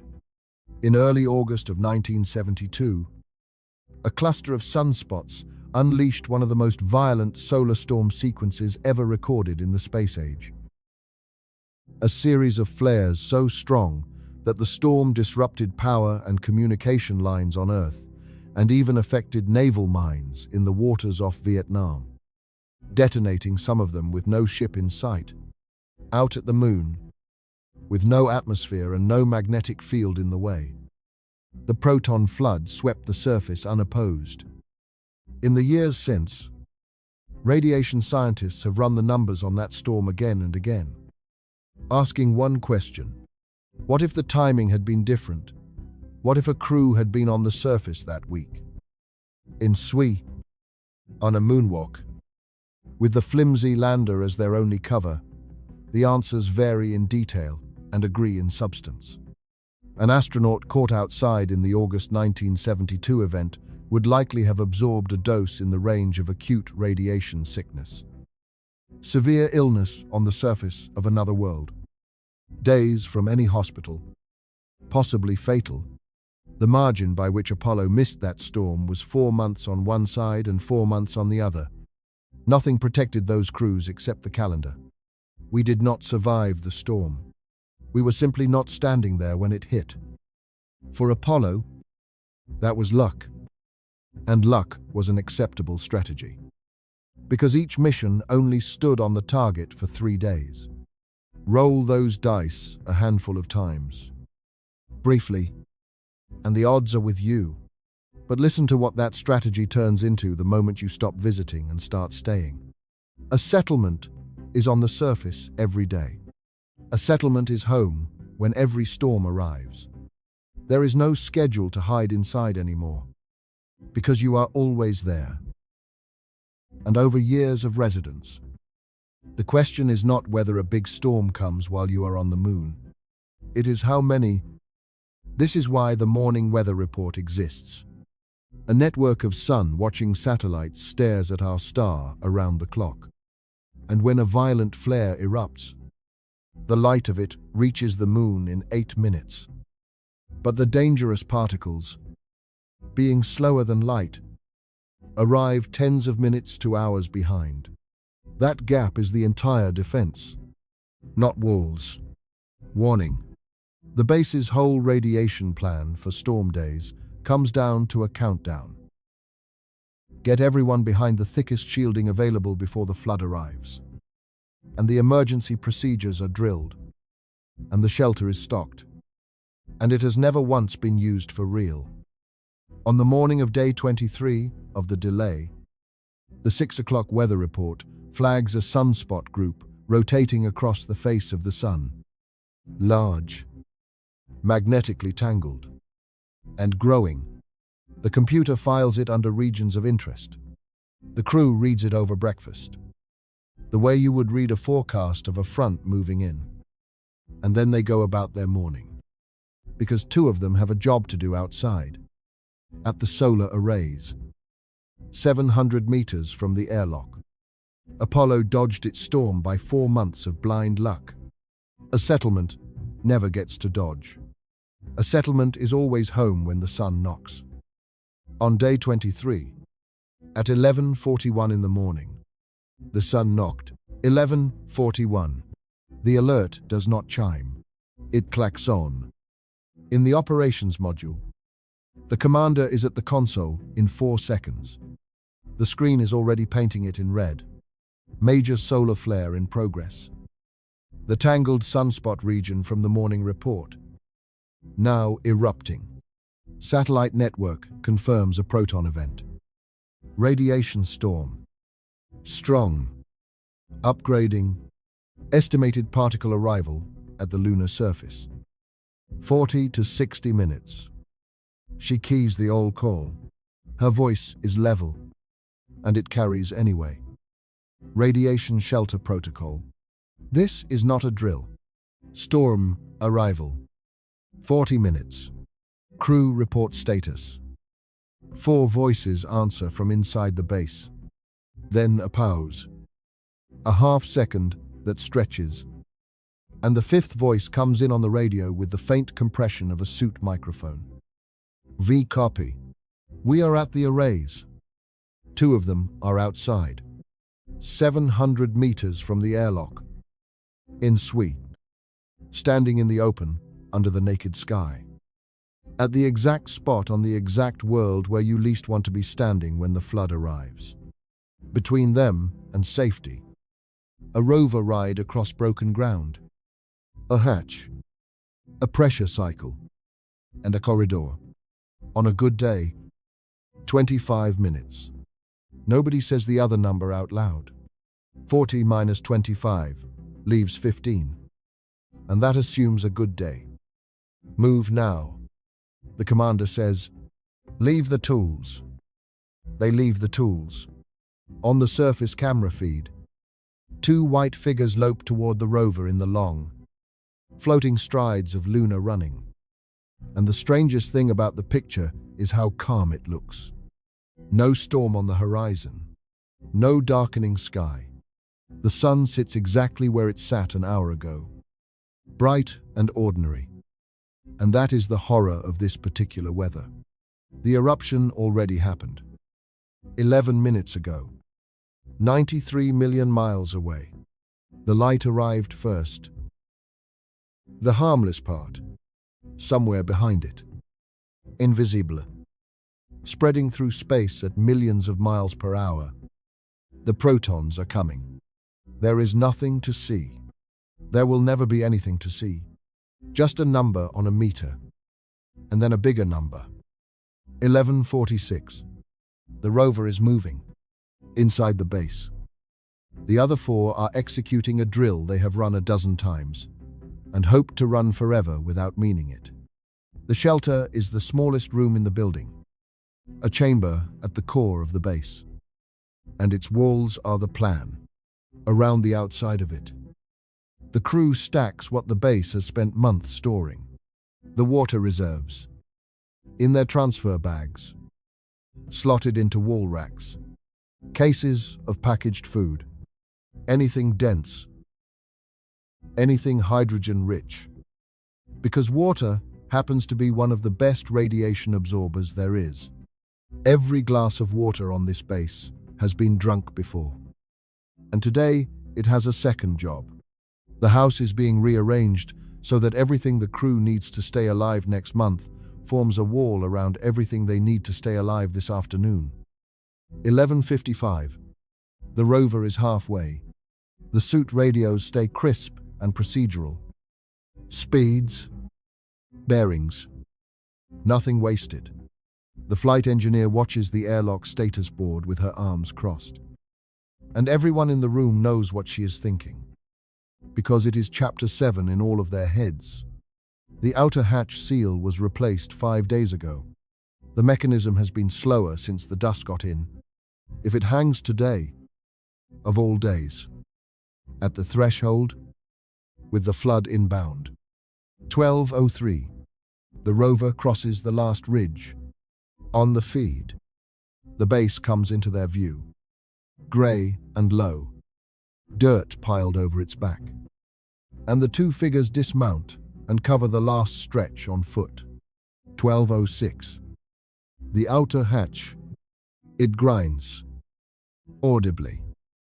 A 2-second hesitation at the latch that puts a spike in 4 heart rates inside. And then it swings. The chamber cycles. Pressure comes up. The dust on their suits lifts off and swirls. The same slow grey bloom as always. And today, nobody even brushes at it. They come through the inner door still in their liquid cooling garments. And the last 2 of 6 slide into the shelter at 12:19 in the afternoon. 12:22. The meters on the surface begin to climb. And now, the strangest part of the whole event. Nothing happens. For the next 2 days, nothing continues to happen. In a 12-square-meter room holding 6 adults, 4 sleeping bags in rotation, a chemical toilet behind a curtain, and a deck of cards. The proton flood outside rises, peaks, saturates the surface for hours, and slowly, over the following day and a half, ebbs. Inside, the crew plays hearts. They sleep badly. They listen to the air handling. One of them has a birthday during the second afternoon, and the others sing to him quietly in a small concrete room beneath a roof buried under the moon itself. And if you want a single image for what settling another world actually costs, take that one. There is no moment of victory. That has to be said plainly. Because every instinct built by movies expects one. Nobody outruns a fireball. Nothing explodes. On the second evening, the surface meters drop below threshold. The commander calls the all clear, and 6 people file out of a small room, stretch their backs, and air out their world. The storm did not defeat them. It never even noticed them. But it did not leave empty-handed. That night, the medical system updates 6 files. The 2 who were outside in the first minutes of the alert absorbed more than the 4 inside. A real increment. Logged in the cold units. Radiation medicine uses, added to running lifetime totals that only ever move in one direction. No one is sick. No one will be sick this year. The dose is not an event. It is a deposit into an account every settler on this world would pay into for as long as they stayed. Storm after storm, year after year, and somewhere down the decades. For some residents, on odds no one can calculate yet, the account comes due. The storm took nothing from today. It took a little bit of someday, from all 6 of them. And someday is exactly the thing a settlement is supposed to be made of. By the way, if this story has its hooks in you, the way these stories get their hooks in me, a like and a subscribe genuinely help this channel keep making nights like this one. And this is a natural place for it, because the crew is about to get a piece of news. And the news is not about the weather. The all-clear packet from Earth arrives on the evening of day 25. Attached to the bottom, routine, as a footnote, is the updated launch estimate. The valve investigation has found a second bad batch of components. The vehicle is being partially destacked for inspection. New launch window, no earlier than 4 additional weeks. The commander reads it twice. 4 weeks is 28 days. Then she walks down the corridor to the machinery bay, past the grey-shadowed panels, and checks a gauge she has checked every day since the delay began. The scrubber cartridge, the one quietly cleaning 6 people's breath since before this delay had a name, reads 16 days remaining. Behind it in the locker, a half-used spare with 16 more. And behind that, 1 week of chemicals in a crate. 28 days of waiting. 39 days of breath. If every backup performs exactly as printed, for the first time since the screen said postponed, the margin on this base has a number. And the number is small enough to fit inside a 2-week vacation. Day 31. 6 days after the storm, and the base has settled into its new, tighter arithmetic. The crew has rebuilt the shelter wall back into pantry and water racks. The exercise schedule is running again, and the whole building is holding its quiet, low-power posture, waiting out the 4-week estimate, which is, of course, the queue. It starts at dinner. And it starts small. The geologist, the crew member who has logged more surface hours than anyone on the base, pushes her tray away, half finished. By midnight, she is awake with a dull ache, low on the right side of her abdomen.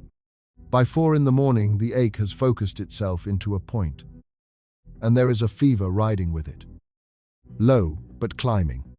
She reports to the medical bay at 6. Moving carefully, one hand pressed flat over the spot. And the base's doctor, who is also its biologist. Because everyone up here is 2 people, begins the oldest examination in medicine. Where does it hurt? When did it start? Press here. Now let go. And when she lets go, the geologist's breath catches hard. Rebound, tenderness. Right, lower quadrant. With fever, every physician on Earth knows this pattern on sight. And most of you watching know it too, because it is one of the most ordinary medical stories our species has. The appendix, a finger-sized dead end of tissue on the large intestine, gets blocked, swells, and begins to burn. Appendicitis.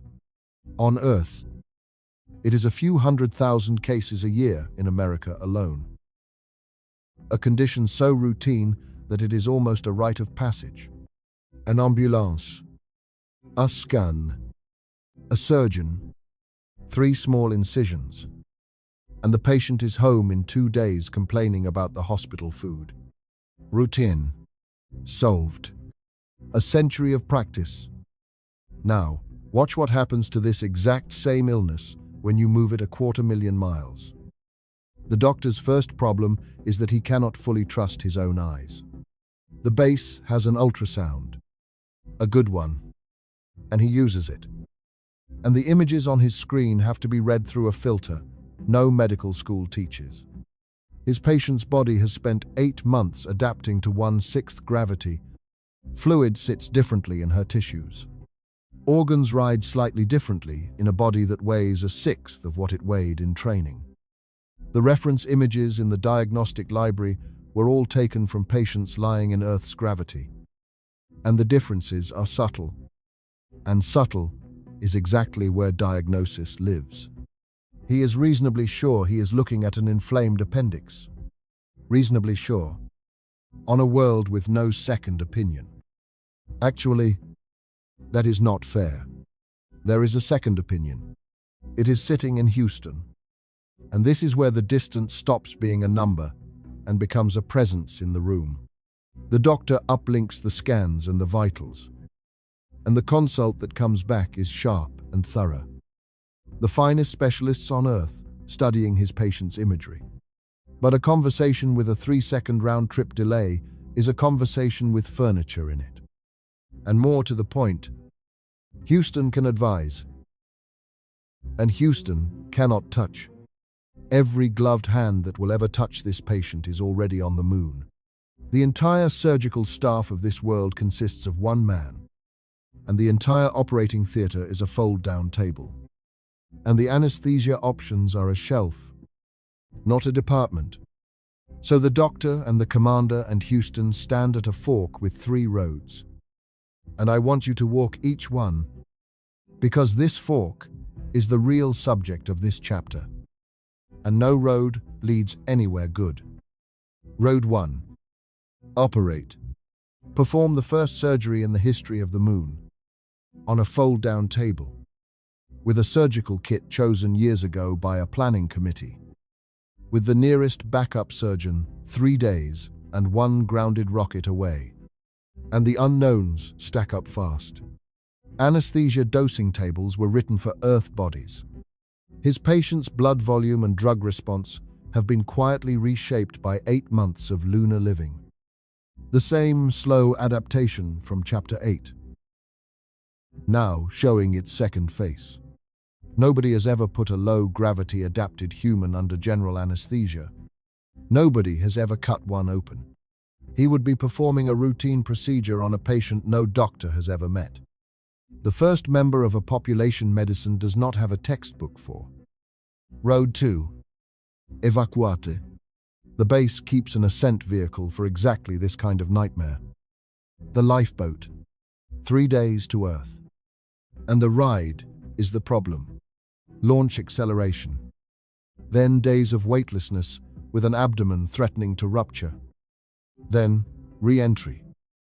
Pulling multiple Gs. Ending in a jolt. All of it applied to an inflamed organ that surgeons on Earth handle with the gentleness of glass. And the lifeboat seats are limited. So the crew would be split. Some going, some staying, and the base losing its geologist and whoever flies with her, and the mission losing its shape.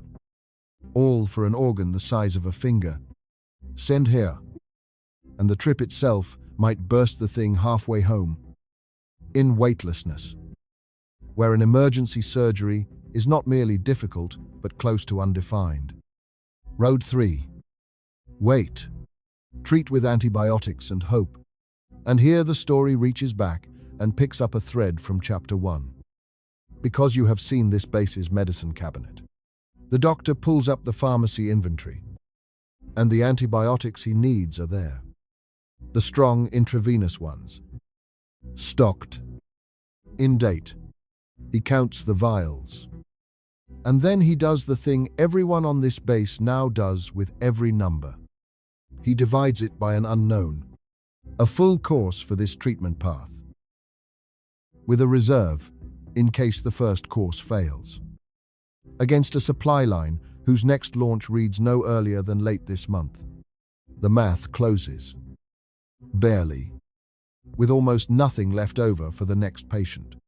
In that cabinet, 6 doses of a different drug already sit as a standing reminder that the stockpile was designed around ships that come on time. They choose Road 3.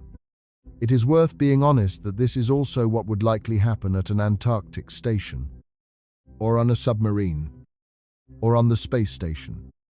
Because medicine in isolated places has quietly learned that many appendicitis cases can be cooled off with antibiotics alone. The intravenous line goes in. The fever gets watched hour by hour. And for 2 days, the whole base breathes around one bunk. The way a household does when someone is sick in the back bedroom. Except this household's back bedroom is the only one on a world. She turns the corner on the 3rd day. The fever breaks. The pain recedes. The follow-up scans show the swelling easing. By day 36, she is on light duty. Banned from the treadmill. Grumbling about it. And the medical log closes the episode in the flat language of successful outcomes. But the closing note the doctor writes for Houston has one sentence in it that belongs to tonight's story. Recommend review of surgical contingency planning for long-duration lunar residents. Which is doctor language for, we got lucky. And we all know it. And next time, the coin lands differently. Because here is the thing about next time. This crew rolled a common illness. In its mildest form. In its youngest, healthiest population. And still had to thread a needle to handle it. Now, run the tape forward. The way a real settlement would have to. A torn retina from a dust-scratched eye. A crushed hand in an equipment bay. A heart that went 8 years at 1/6 load and then met a crisis. A tooth abscess. A kidney stone. A difficult gallbladder. All the boring emergencies a few hundred humans generate every year, just by being human. Arriving one by one at a clinic with one table. On a world where the phrase second opinion means a 3-second delay, and the phrase referral means a rocket. And humanity has actually run one small piece of this tape before. In the coldest room on Earth. And the result became legend. In 1961, at a Soviet Antarctic station cut off by winter, a young doctor named Leonid Rogozov developed appendicitis. He was the only doctor on the station. No plane could land for months. So, Rogozov made the only move on the board. He assembled his non-medical crewmates into a surgical team. Taught a meteorologist to hold retractors. Rigged a mirror so he could see his own abdomen. Injected local anesthetic. And took out his own appendix. By hand. In under 2 hours. Pausing when the dizziness got too thick. He lived. He recovered in 2 weeks. The operation is famous. And it deserves to be. But the lesson under the legend is the part that survives contact with the moon. Antarctic programs took Rogozov's night as a warning. And to this day, some polar postings require candidates for the longest. Most isolated winters to have their appendix removed before they go. Think about what that policy admits. On our own planet. At the gentle end of isolation. 6 months of it. With breathable air outside the window. The honest solution to this one small organ was to surgically remove it from healthy people in advance. Because the system knew it could not promise them a hospital. The moon's isolation does not last a winter. It lasts until a rocket flies. On day 31, this base's hospital held. It held because the illness was mild. The drugs were stocked. And nothing else went wrong that week. A settlement does not get to plan around nothing else going wrong. On Earth, every clinic stands inside a pyramid. The local doctor, the regional hospital, the specialist center, The whole silent architecture of backup that catches you when the first floor fails. This base's clinic has no pyramid. There is no second floor. The second floor is a planet, 3 days away, at the top of a rocket that is currently in pieces on a Florida launch pad. Day 38. And it is time you learned why this base was built, where it was built. Because the answer explains one of the strangest real estate decisions in the solar system. And it opens the door on the problem. No amount of clever engineering has fully closed. Power. Start with the version of the moon everybody knows. The one Apollo visited. Out in the broad middle latitudes. Out there. The moon keeps a schedule unlike anywhere humans have ever lived. It turns on its axis once a month, which means a single lunar day lasts about 29.5 Earth days. 14 days of continuous sunlight. 14 days of continuous dark. And the thermometer follows that schedule to extremes that sound like typographical errors. In the long afternoon, the surface climbs past 250 degrees Fahrenheit, hotter than boiling water. In the long night, it falls past 200 degrees below zero. There is no dusk breeze, no insulating sky, just rock swinging through a temperature range of more than 450 degrees. Every month. Forever. Now think like a power engineer. Because for solar-powered machines, the heat is survivable and the dark is the killer. 14 days of night means 14 days with zero solar generation. While your heaters, and on the moon, heaters are life support, work their hardest against the deepest cold. Do the battery math and it comes out obscene. Storing 2 weeks of a whole base's power in batteries means flying tons upon tons of battery mass from Earth. An anchor of dead weight that exists to be used 2 weeks a month. Robotic landers have felt this wall directly. Most solar-powered machines sent to the lunar surface simply die on their first night, or are put to sleep with slim hopes, because surviving the night costs more than the mission. The 14-day night is the quiet reason the moon's surface is littered with machines that worked perfectly for 2 weeks. Which is why, when planners went looking for a home for a permanent base, they stopped looking at the familiar moon and went to its attic, the South Pole, and there they found a genuine piece of magic. The thing that put this base where it is, near the lunar South Pole, because the moon barely tilts on its axis. The sun never climbs high in the sky, and it never fully sets either. It circles the horizon, and on a few pieces of high ground, crater rims and ridgelines. The geometry works out to something astonishing. Sunlight for 90% of the year or more. Engineers call them peaks of eternal light. One of the only places in the solar system where that phrase is close to literal. Park your solar arrays on one of those ridges, and the brutal 14-day night of the ordinary moon shrinks to interruptions measured in days, sometimes hours. That ridge is why our 6 people live where they live. Their arrays stand on some of the most valuable ground off Earth. Real estate chosen by sunlight. And the competition for those few ridges is already a matter of international politics, because there are only a handful of them on the entire moon. So the pole solved the night. Mostly, and mostly, by now, is a word you know how to hear, because the sun at the pole never climbs. It arrives forever sideways, skimming the horizon, and sideways light casts long shadows. Every boulder, every crater wall, every rise of ground throws a shadow that stretches for miles. And as the moon turns through its month, those shadows sweep across the landscape like the hands of an enormous clock. Even on the best ridge, there come stretches when a distant mountain's shadow reaches out and switches the arrays off. Gaps of darkness that can run hours to days, several times a year. Predictable, mapped years in advance, and unavoidable. During those windows, the base lives on its batteries, sized for exactly these forecast gaps, with margin on top. The system was designed for the shadow schedule. It was designed, as everything here was designed, around a resupply line that keeps the spare cells coming.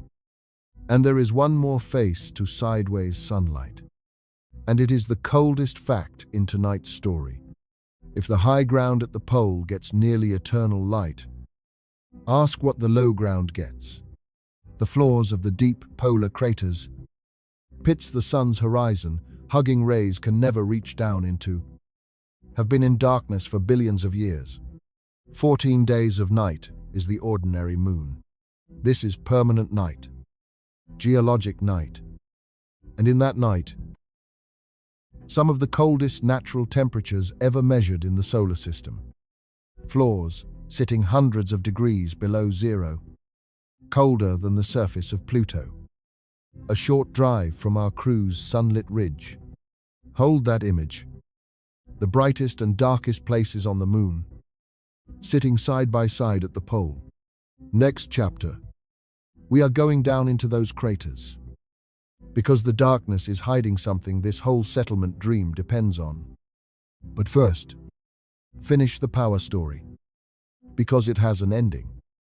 And for once in this narrative, the ending is genuinely hopeful. On day 38, one of those mapped shadow windows arrives. A far ridge swings its shadow across the arrays in the middle of the base's afternoon, and output sags towards zero. And nothing dramatic happens at all. The base steps down into its deepest low-power posture.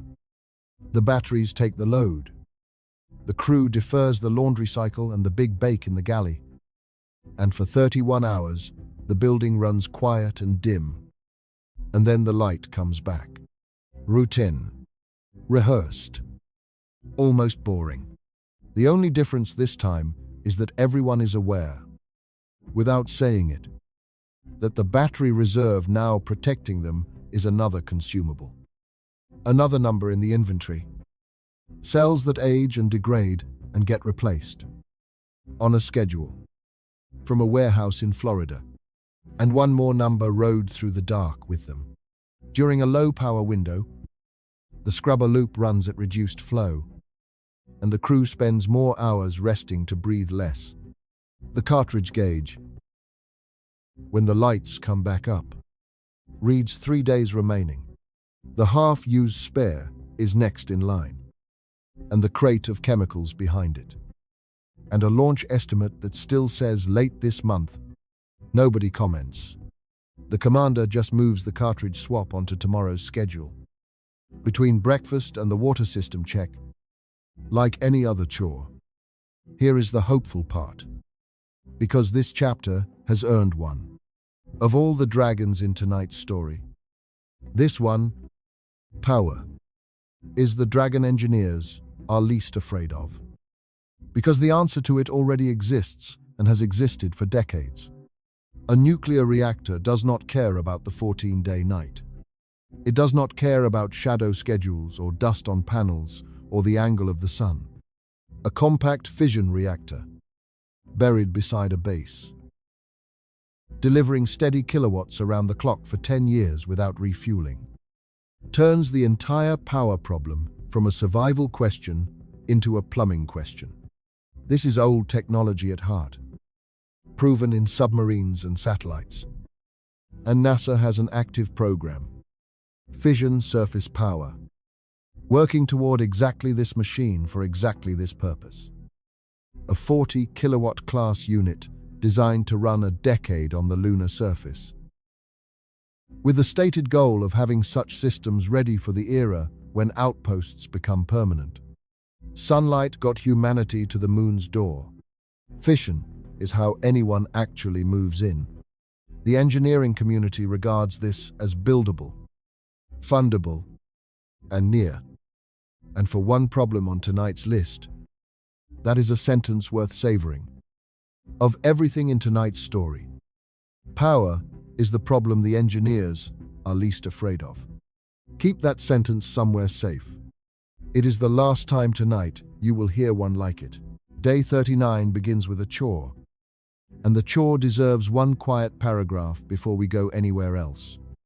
After breakfast, the flight engineer opens the scrubber housing, slides out the cartridge that has been cleaning 6 people's breath since long before the delay had a name, and slides in the last one on the moon, the half-used spare from an old maintenance swap.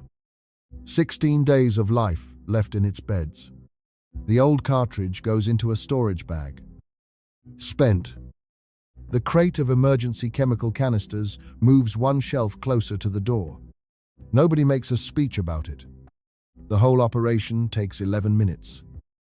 And then the base goes back to work, running on its final backup, with a launch estimate that still reads late this month. Now, the last chapter, I asked you to hold an image. The brightest and darkest places on the moon, sitting side by side at the pole. Ridges where the sun almost never sets. And crater floors a short drive away, where the sun has not risen in billions of years.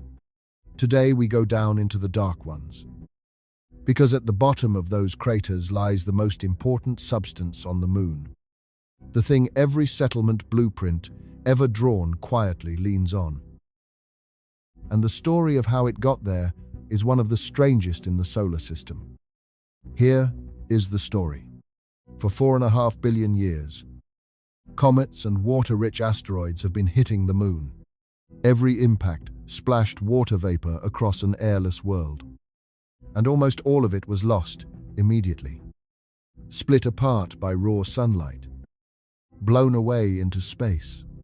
Almost all, because a wandering water molecule, hopping across the surface, sometimes hopped into one of those polar craters, down into the permanent shadow, onto ground sitting at hundreds of degrees below zero. And at those temperatures, a water molecule that lands does not leave. It freezes on contact, instantly, permanently. The scientists have a beautiful name for these places. Cold traps. One-way doors for water, collecting molecule by molecule, impact by impact, for billions of years. Orbiting spacecraft have flown instruments over these craters and confirmed it from every angle. Hydrogen signatures, ice signatures. One mission even fired a spent rocket stage into a shadowed crater and analyzed the debris plume. And the plume held water. It is real. Down in the oldest darkness in the solar system, the moon has been hoarding ice. Before we go one step further, let me show you why this discovery reorganized every space agency's map of the moon overnight. Because ice at the pole is worth far more than a drink. Water, to a settlement, is a master key. You drink it, obviously, and you wash with it, and you grow food in it. But run electricity through water, and it splits into hydrogen and oxygen. And now look at what you are holding. Oxygen, breathing air, manufactured locally, no rocket required. And hydrogen and oxygen together happen to be rocket propellant, among the best chemical propellants there is. Every pound of anything launched from Earth costs a small fortune precisely because of the fuel it takes to climb out of Earth's gravity. But fuel made on the moon starts at the top of the hill. Lunar ice means locally made air, locally made fuel, refueling depots, a gas station off Earth. That promise is one of the main reasons the current era of lunar programs aims at the South Pole, alongside the sunlight and the science. And it is a big part of why our fictional base sits where it sits. Read any serious settlement plan from the last 20 years, and somewhere near the front you will find the same load-bearing sentence. We will use the ice. So here is today's question. The ice is real. The plans all lean on it. What does it actually take to go get it? Walk it through, step by step, and watch the job grow. Start with where the ice lives. It lives at the bottom of the coldest terrain ever measured in the solar system. Crater floors near 400 degrees below 0 Fahrenheit. That number is not just uncomfortable. It is a different regime of engineering. At those temperatures, many ordinary materials stop behaving like themselves. Common steels can turn brittle. Lubricants freeze solid. Ordinary rubber and plastics crack and flake unless they were designed for the cold and kept heated. Batteries, which run on chemistry, and chemistry runs on warmth, die in hours unless they are warmed. And warming them takes power. And power is exactly what you do not have. And this is the beautiful, cruel joke of the cold traps. The reason the ice exists there is the same reason your machines struggle to live there. No sunlight. Ever. Any digger working a crater floor runs on batteries hauled down from the rim, or on power cabled kilometers down the crater wall, or on a small reactor of its own. In darkness, at temperatures that make every moving part a liability. The dust from Chapter 6 is down there too. Of course, the same broken glass powder, now at temperatures where it grinds even harder into bearings and seals. And if the machine breaks, which machines in the cold and the dust reliably do, the repair call goes to a crew on a ridge kilometers away, who must now either drive into a place that kills equipment in the dark or write the machine off. Now suppose your digger survives. And dikes. What does it dig up? Not an ice rink. Not the clean blue glacier the word ice puts in your head. The measurements so far suggest the ice is mixed into the soil. Crystals and grains threaded through regolith. At concentrations that may run a few percent in the promising spots. A few percent means that to get 1 ton of water, your machinery excavates and processes something like 20 to 50 tons of frozen, abrasive, concrete hard dirt, in the dark, at 400 below. Then the hauling, up out of a crater whose walls can run steeper than a black diamond ski slope. Kilometers of climb, load after load. Then the refining, because comet-delivered ice comes seasoned with frozen carbon dioxide, ammonia, methanol, compounds you very much do not want in your drinking water or your electrolysis cells. So now you need a heated, sealed processing plant that distills polar dirt into clean water. And the plant needs power, and spare parts, and filters, and its own maintenance schedule. Add it up honestly, and the sentence we will use the ice unpacks into something closer to this.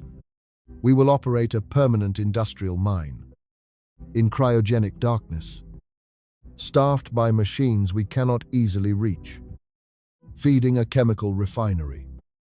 On another world, the ice is real, and using it is not a task. It is an industry. And humanity has a habit of confusing those two things. So, let me give you the cleanest Earth example there is. Oil. Petroleum sat under the deserts and seabeds of this planet for tens of millions of years.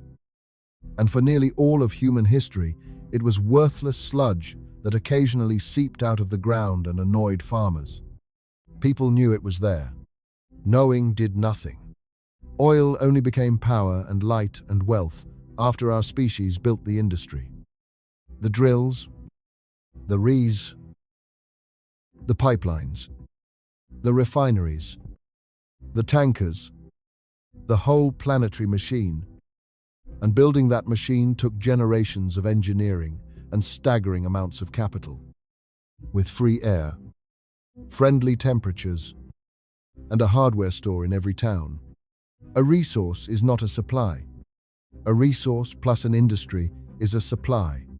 On the Moon, we have confirmed the resource. The industry currently consists of a handful of robotic prospector missions, the first scouts, sent to drill the first holes and taste the first samples. And that is genuinely how every great industry starts. And it is also a measure of the distance left to walk. Between we found ice and the tap runs from local water lies the entire industrial revolution of another world. And it has to be carried up a gravity well, one rocket at a time, before it can carry anything back. None of this is a reason for despair. And I want to land this one carefully. Because the ice is the best news on the Moon. It is the difference between a moon where settlement is physically conceivable and one where it never was. The base our 6 people live in exists on the strength of that promise. And the promise is honest. But on day 39 of a supply delay, the distinction between resource and supply stops being philosophy and becomes the shape of the pantry. Because every drop of water in this base tonight was either flown from Earth or recycled from water flown from Earth. The ice is 12 kilometers away, and it might as well be on Mars. Because 12 kilometers into that cold and that dark is a distance measured in decades of industry that do not exist yet. Which brings the evening packet of day 40. And for the first time in this story, the news is good. The destacked rocket has passed inspection. The replacement components are cleared. The packet contains a date, an actual date. Launch in 13 days. Landing 3 days after that. 16 days. The commander reads it aloud at dinner. And the room exhales. And somebody laughs for the first time in a week. And then, because this is what this crew has become. Every head at the table silently runs the same numbers. The spare cartridge went in yesterday with 16 days on it. The ship lands in 16 days. The 2 biggest numbers on this base have landed in a dead heat. And the tiebreaker is a crate of chemical canisters holding 1 final week. The math closes. With 7 days of grace. If every backup performs exactly as printed and the countdown stays clean, everyone at that table has been on the Moon long enough to know exactly how much weight and the words exactly as printed can carry. For the first time, the finish line is visible. For the next 16 days, the whole base is going to be doing one thing. Not slipping, day 43. And something is wrong in the greenhouse. The biologist, who is also the doctor, who spent last week nursing the geologist's appendix, finds it on his morning rounds. Tray 14. The lettuce. 3rd planting cycle. Yesterday the leaves stood crisp under the purple light. This morning a patch near the irrigation line has gone soft. Grey, green. Slumped. And when he leans close, he can see it. A fine fuzz on the stems. The oldest enemy in agriculture, wearing its familiar coat. Mold. He checks the neighboring trays and finds the early spots there too.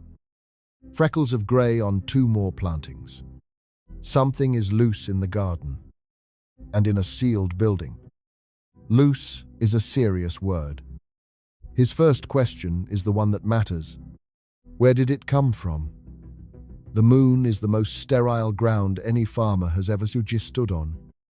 4.5 billion years without one microbe. Nothing out there can infect a lettuce, which leaves only one suspect.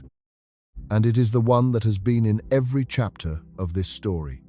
The supply line, a spore, a single microscopic dormant seed of fungus, dry and patient and lighter than dust, riding up from Earth months ago, on a crate, on a seed packet, in the weave of a shirt, through every sterilization protocol, because spores are what 4 billion years of evolution look like when they specialize in getting through doors. It has been drifting through the air, handling since, waiting for the two things every fungus waits for: moisture and something to eat. A greenhouse is both. The moon did not attack this garden. Earth did. The way Earth always does. By being alive. Before we watch the crew fight it, you need to see what this greenhouse actually is, because its name undersells it twice. First, the obvious layer. It is not a garden in soil, because there is no soil on the moon. What covers the moon is regolith. And regolith is to soil what gravel is to bread. Real soil, the stuff you can crumble in your backyard, is not crushed rock. It is a living system. Billions of bacteria and fungi, and worked over organic matter in every handful. A biological machine refined over hundreds of millions of years. And it is one more thing Earth hands its farmers for free. Regolith has none of it. It is sharp, chemically raw, threaded with the broken glass dust of Chapter 6. So this farm runs hydroponically. Roots bathe directly in circulating nutrient solution. No dirt anywhere, which means the farm is not a patch of nature inside the base. It is another machine. Pumps, reservoirs, dosing systems, lights, sensors, filters, a mechanical stomach for the whole crew, with its own spare parts list. And by now you know where that list ends. And notice what the mold has actually found. Not a field with distance and wind and sunlight between the rows, but one shared bloodstream of warm nutrient water touching every root in the room. A hydroponic farm is marvelously efficient. And its efficiency is exactly its exposure. In dirt, disease has to travel. In a loop, disease is already everywhere. Second, the deeper layer. On Earth, a farm makes food. Full stop. In a sealed world, plants moonlight. Every leaf in that greenhouse is pulling carbon dioxide out of the crew's air and pushing oxygen back. A small green assistant to the mechanical scrubbers. And on a base, running its final scrubber cartridge. Even a small assistant has the crew's full attention. Every root is drinking recycled water and handing it back purified through its leaves. A living side loop to the water system. The numbers are modest.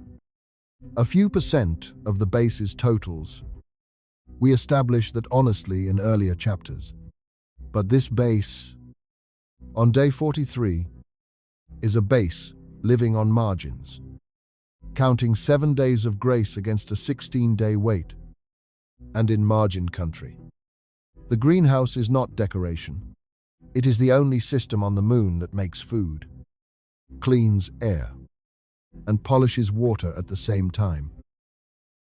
And it is the only system aboard that can grow its own replacement parts, which is why the trays are plumbed into the base's loops, why the biologist walks rounds like a ward nurse. The farm is also a lung. Lose the farm, and you have not lost a garden. You have taken simultaneous damage to the pantry, the air system, and the water system. 3 inventory lines with 1 fungus. So they fight, and the fight is strange, because the enemy is invisible and the weapons are subtraction. Tray 14 is sealed in bags and pulled. Whole. A week of future salads carried out like a patient who did not make it. The freckled neighbors follow. Airflow to the greenhouse gets isolated from the main loop. Filters swapped. Every surface wiped down. And here the crew runs into the quietest shortage on the base. The one nobody war games. Disinfectant.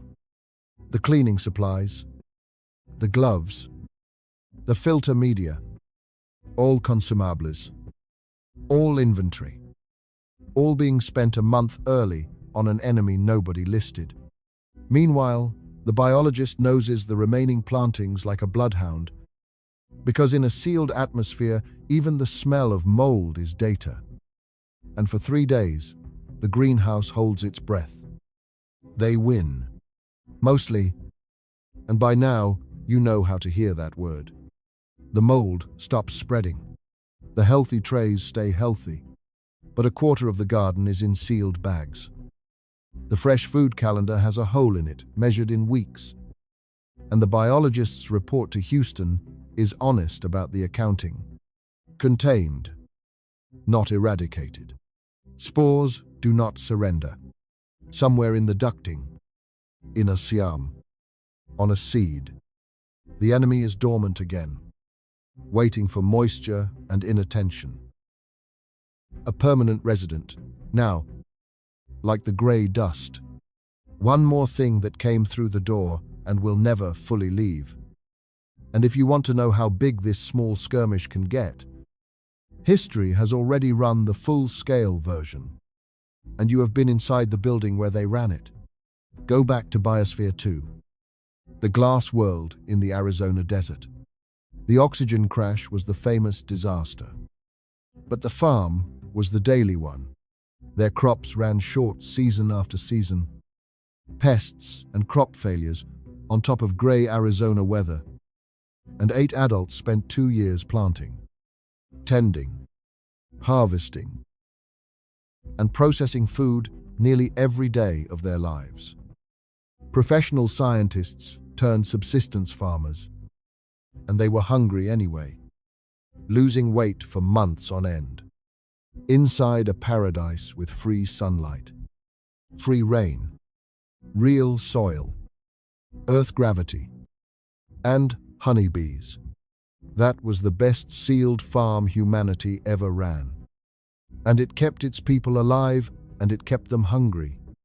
Our crew's greenhouse is a few dozen trays under electric light, on a world where the sunlight comes in sideways. The water is trucked from another planet, and the soil does not exist. The base was never going to feed itself. Everyone has always known that. 8 months of packaged rations in the pantry are the real pantry. And a month and a half of delay has already eaten into them, with no ship yet on the pad. What the mold week does is smaller and sharper than starvation. It moves one more system from the column marked solved to the column marked tended. And it teaches the crew the lesson every farmer on Earth learned 10,000 years ago, and every settler off Earth will have to learn again. A farm is not a machine you build. A farm is an argument you have with biology. Every single day. Forever. And biology brought 4 billion years of preparation. And it fits inside a spore. 10 days until launch. 13 until the ship lands. The spare cartridge in the scrubber reads 13 days. The greenhouse smells like disinfectant. The salads are counted. And everyone on the base has stopped saying, if nothing slips out loud, because they are all too busy making it true. Day 47. And the thing that breaks next is almost too small to see. It happens in the water processing rack. The masterpiece from Chapter 5. The loop that catches 98% of everything. Buried in that loop, downstream of the final filter bed, sits a pressure sensor. It is a grey metal cylinder the size of a matchbox. And its whole job is to watch the water pressure at one point in the pipe and report it. Thousands of times a day. So the pumps know how hard to push. On Earth, a component like this is a catalog item. It costs about $300. Ships in 2 days. And no engineer thinks about it any more than you think about a light switch. At 4 in the afternoon, base time, its readings start to drift. By 6, they are nonsense. The sensor has not exploded or burned or done anything cinematic.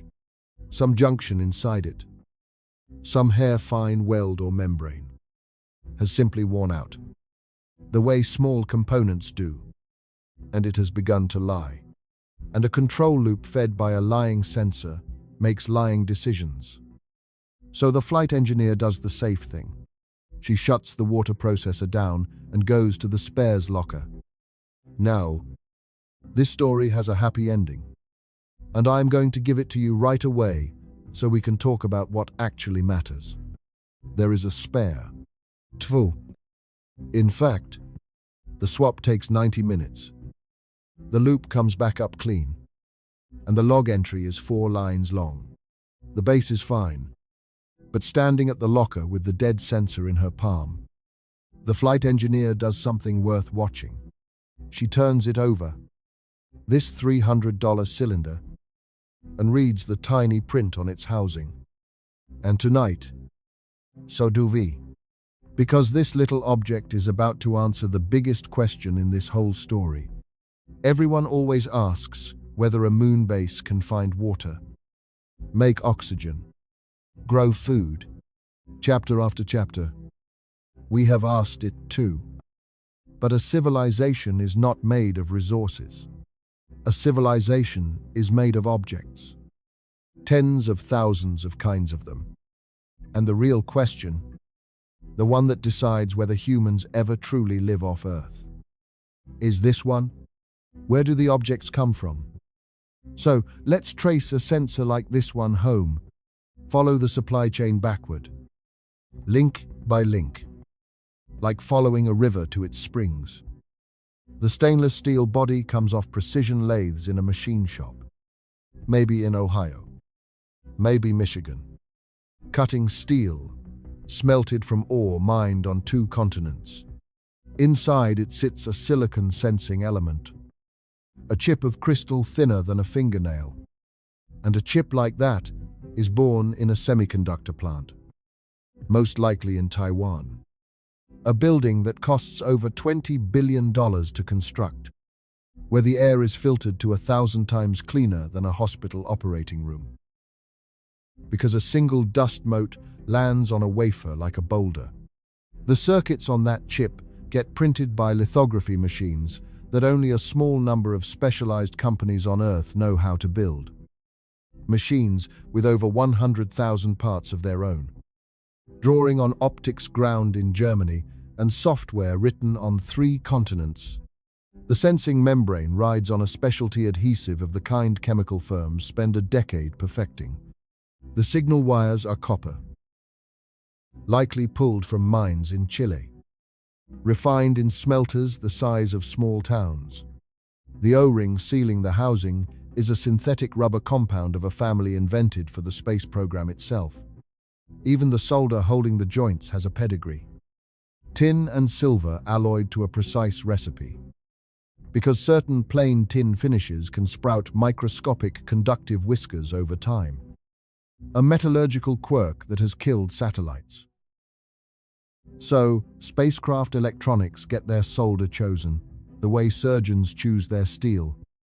1 component, $300, and behind it, if you keep pulling the thread, stand thousands of factories, on 6 continents, staffed by millions of people, resting on 3 centuries of accumulated industrial knowledge, most of it written down nowhere, living in the hands and habits of machinists and chemists and process engineers who learned it from the generation before. That is what a matchbox-sized part actually is. It is the visible tip of a civilization. And now you can see what the spares locker on this base really is. It is not a supply of parts. It is a supply of time. 2 spare sensors means this exact failure can happen twice more. The locker holds a few thousand items, chosen years ago by planning committees running failure statistics, trying to guess which of the base's 500,000 components would die first. They guess well. They cannot guess perfectly, because no one can. And every unguessed failure is a call to Florida. But the printers, remember, the printers. Chapter 1 made them a promise. 2 serious industrial machines that can build thousands of different objects from metal and polymer stock. And the promise is real. Brackets, housings, ducts, handless, tools, structural fittings. The printers make all of it. And they have carried this base through 100 small emergencies. So, on day 47, ask the printers to make a pressure sensor. They cannot. And the reason they cannot is worth 1 clean minute, because it draws the sharpest line in tonight's story. A printer deposits material in layers. It makes shapes. And shapes are wonderful. But the sensor is not primarily a shape. It is a stack of exotic materials. Silicon crystal, grown to atomic perfection, doped with precise impurities, bonded to specialty polymers, sealed against vacuum, calibrated against a laboratory standard. The printer cannot make the crystal, it cannot make the adhesive, it cannot make the calibration bench. For that matter, it cannot make itself. Open the printer, and it is full of its own sensors and chips, and precision rails and specialty motors. Every one of them from Earth. The printer is not a small factory. It is the last easy step of a planetary industrial chain, doing its finishing work 250,000 miles from the rest of the assembly line. So, here is the honest ledger. And it applies not just to this base, but to every settlement blueprint ever drawn. The moon can. In time. Supply mass. Regolith for shielding. Metals for girders. Oxygen from rock. Water from the dark craters. Maybe one day printed habitats and locally cast beams. The heavy, dumb, glorious stuff. The moon can learn to provide what the moon cannot provide, for generations at the very least, is precision, chips, sensors, medicinas, optics, bearings, batteries, seals, the small smart things, the nervous system of every machine that keeps the air in and the water moving, and the crew alive. The heavy things are 99% of the mass. The small things are 100% of the point.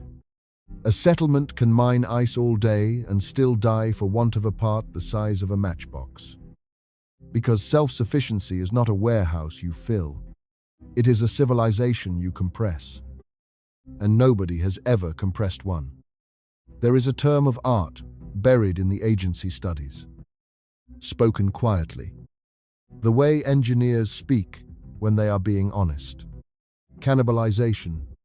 It means the day a base starts feeding on itself. Pulling working parts from one machine to keep a more important machine alive. The way sailors on a becalmed ship once burned the deck planks to stay warm. Every long-duration space program has wargamed it. On day 47, standing at the locker, the flight engineer files the dead sensor in a bin labeled for return to Earth. Failure analysis. And does not think about cannibalization at all. Because there are 2 spares, and a ship is finally on the pad. She does update one document. Though, the reorder list for the incoming flights. The standing catalogue of everything this base needs from the planet next door. It runs to 4,000 line items. Fresh scrubber cartridges, seals, filters, drugs, nitrogen, battery cells, seeds, disinfectant, and now, 1 pressure sensor, part number logged, $300 at the factory door. Getting it to this locker is another matter. Because at current launch and landing prices, delivering a payload to the lunar surface costs thousands of times the price of a part like this one. Per swap. Forever. The crew has a running joke about it. The most expensive parts drawer in the solar system. And like all the best jokes on this base, nobody laughs at it anymore. Because 9 days from now, when the cargo ship lands, item number 3,900 and something on its manifest will be a grey metal cylinder. And the joke will simply be true. 9 days. The flight engineer closes the locker and walks past the machinery bay on her way to dinner. Past the scrubber housing, where the gauge on the last cartridge on the moon reads 9 days remaining. 9 days of cartridge. 9 days until the ship lands. The two numbers that have been chasing each other since the morning this story began are now running side by side, stride for stride, all the way to the finish line. 4 days until launch now. And the base has gone quiet in the particular way of a household counting down. So while our 6 people hold their breath and touch nothing they do not have to touch, I want to use this chapter to leave the moon entirely. Come back to Earth with me. Because everything this story has been circling, the supply lines, the outposts, the question of what truly living somewhere even means.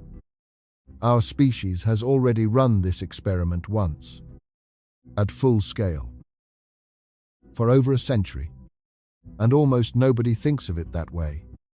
Come south, past the last cities, past the last farms, across the roughest ocean on the planet, to the continent at the bottom of the world.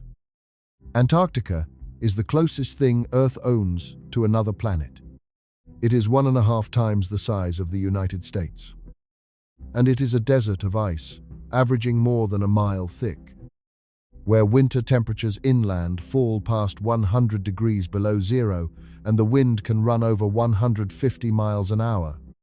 In winter, the sun sets in April and does not rise again until August. Months of continuous night.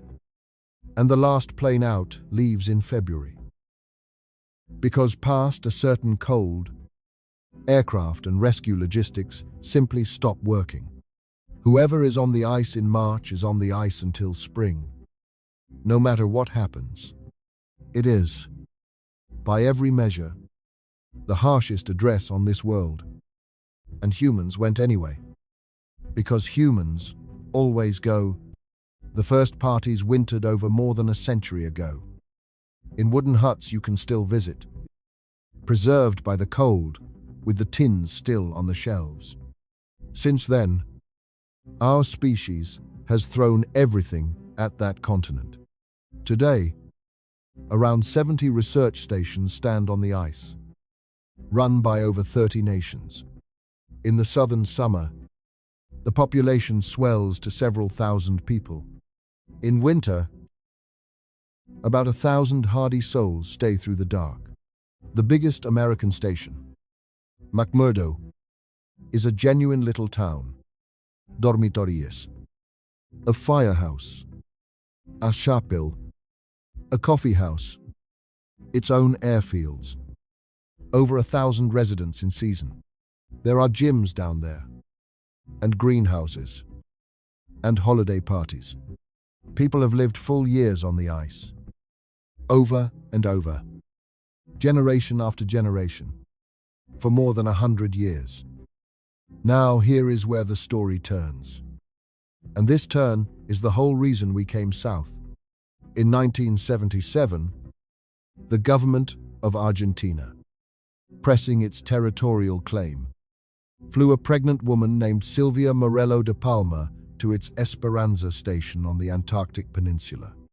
And in January of 1978, her son Emilio was born there, the first human being ever born on the continent of Antarctica. 7.5 pounds of geopolitics wrapped in a blanket. A handful of other births followed at the settlements of Argentina and Chile. So the continent has seen it all now. Towns, churches, schools even. Children playing in the snow at the fortified hamlets of the peninsula. After 120 years, surely, Antarctica has been settled. Count the permanent population of Antarctica. Count the people who live there the way you live in your town, who own their home there, who plan to grow old there. whose grandchildren expect to bury them there. The number is 0. It has been 0 every single year for 120 years. Emilio Palma, the first child of the continent, grew up in Argentina and lived his life in Argentina. Every scientist at every station, every winter over veteran, with 12 seasons on the ice. Every station manager and chaplain and cook, every one of them is a visitor on contract, counting the months of a tour of duty. And when the tour ends, they go home, because home was always somewhere else. McMurdo is not a town. It turns out, it is a shift schedule wearing a town's clothing. The population of the entire continent turns over, almost completely. Every single year, 120 years of continuous human presence, and not one permanent resident, ever. And now, ask why. Because the answer is the payload of this chapter. To be fair, the reasons stack. There is a treaty that sets the continent aside for science. There is no private land to buy, and there is no ordinary economy to hire into. And all of that genuinely matters. But those rules did not fall from the sky. They were written the way they were written partly because nobody was fighting to homestead the place, and where governments actually wanted settlers. On the peninsula, they spent decades flying in families, building schools, and handing out incentives. And it still produced tours of duty instead of towns. The cold alone does not explain it either. Human beings settled the Arctic thousands of years ago with dog sleds and sealskin. And towns above the Arctic Circle thrive today. The deeper reason is simpler and harder than law or weather. Antarctica produces almost nothing a human life runs on. No crops can grow in the ground, because there is no soil to speak of. No timber, no livestock, no open water a family can fish year-round. No fuel a household can gather. Every calorie eaten on that continent arrives by ship or by plane. Every building, every generator, every drum of fuel, every aspirin, shipped in. The stations are not settlements. They are supply lines with buildings at the end. And everyone who lives in one can feel it. And that feeling has a consequence. A century of experience makes hard to argue with. When a place cannot feed you, fuel you, house you, and heal you from its own ground. Humans do not sink roots into it. They rotate through it.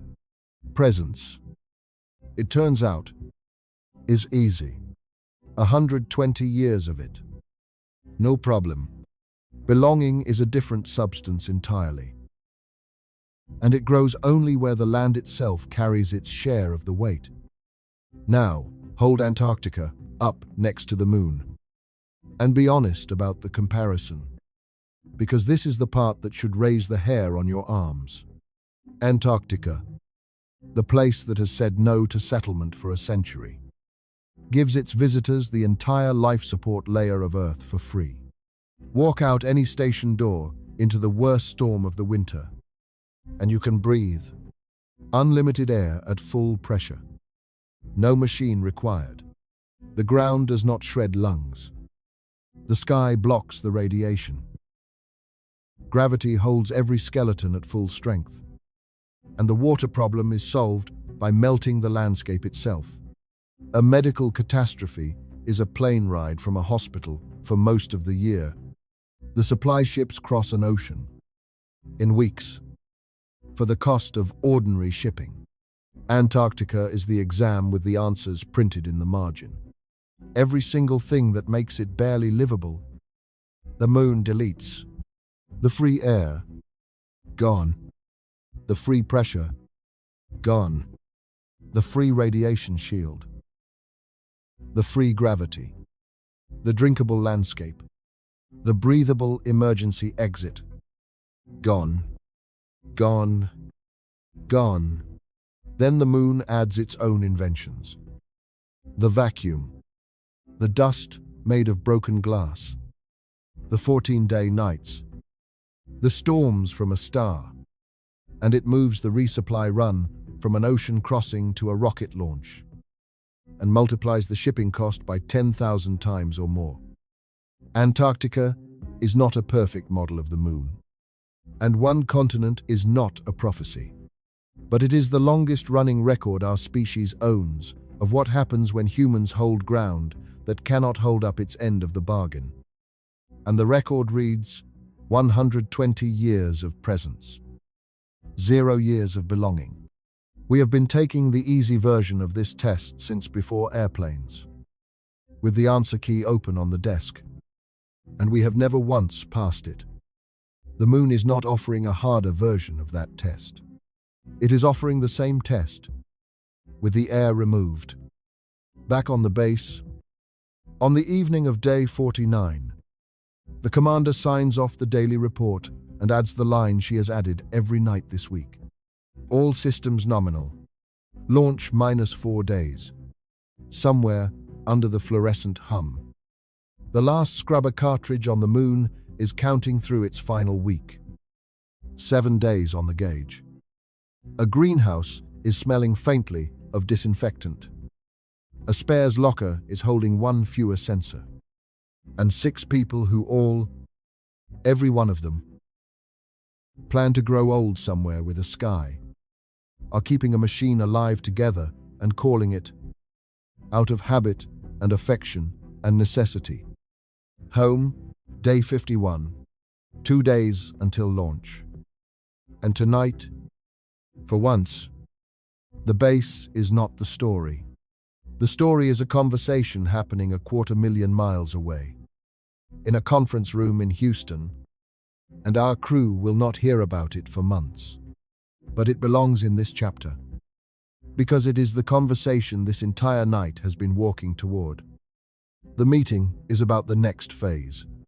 The base our 6 people are keeping alive was always meant to be a beginning, and the planning documents for what follows are on the table. Bigger crews, longer rotation.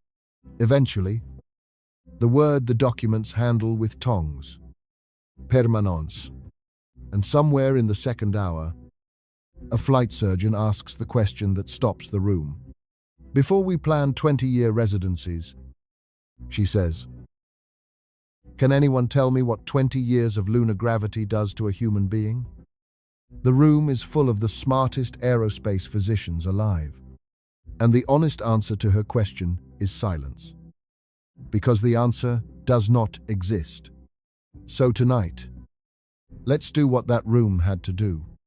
Let's look straight at the hole in the middle of human knowledge and measure it.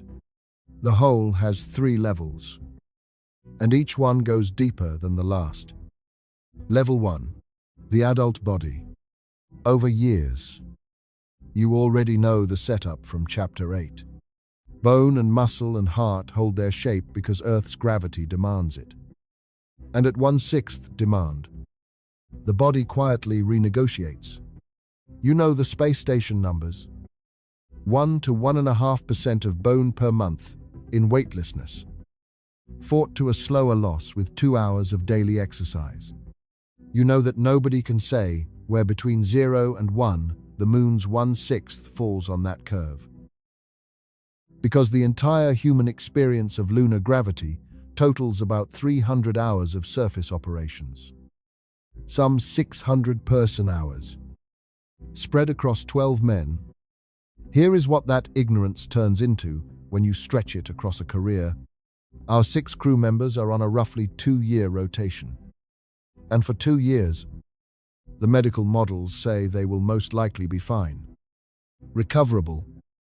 Within the envelope, the station taught us. Now run it to 10 years. The models start disagreeing with each other. Run it to 20.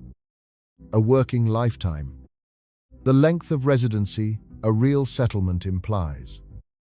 And the models simply end. Past that point there is no data. Only 2 stories. And medicine cannot currently tell you which one is true. In the first story, the body finds a new equilibrium. Lunar normal, lighter boned and smaller hearted but stable, healthy by the standards of its new world.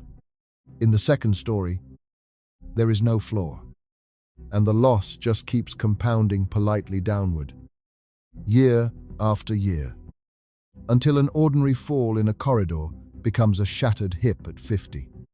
Both stories fit every measurement humanity has ever taken. That is level 1 of the whole. We are planning permanent residence on a world where we cannot say whether a resident's skeleton has a flaw. And notice the trap built into level 1. The longer a resident stays, the more their body commits to the moon, and the harder Earth becomes. Return after 2 years.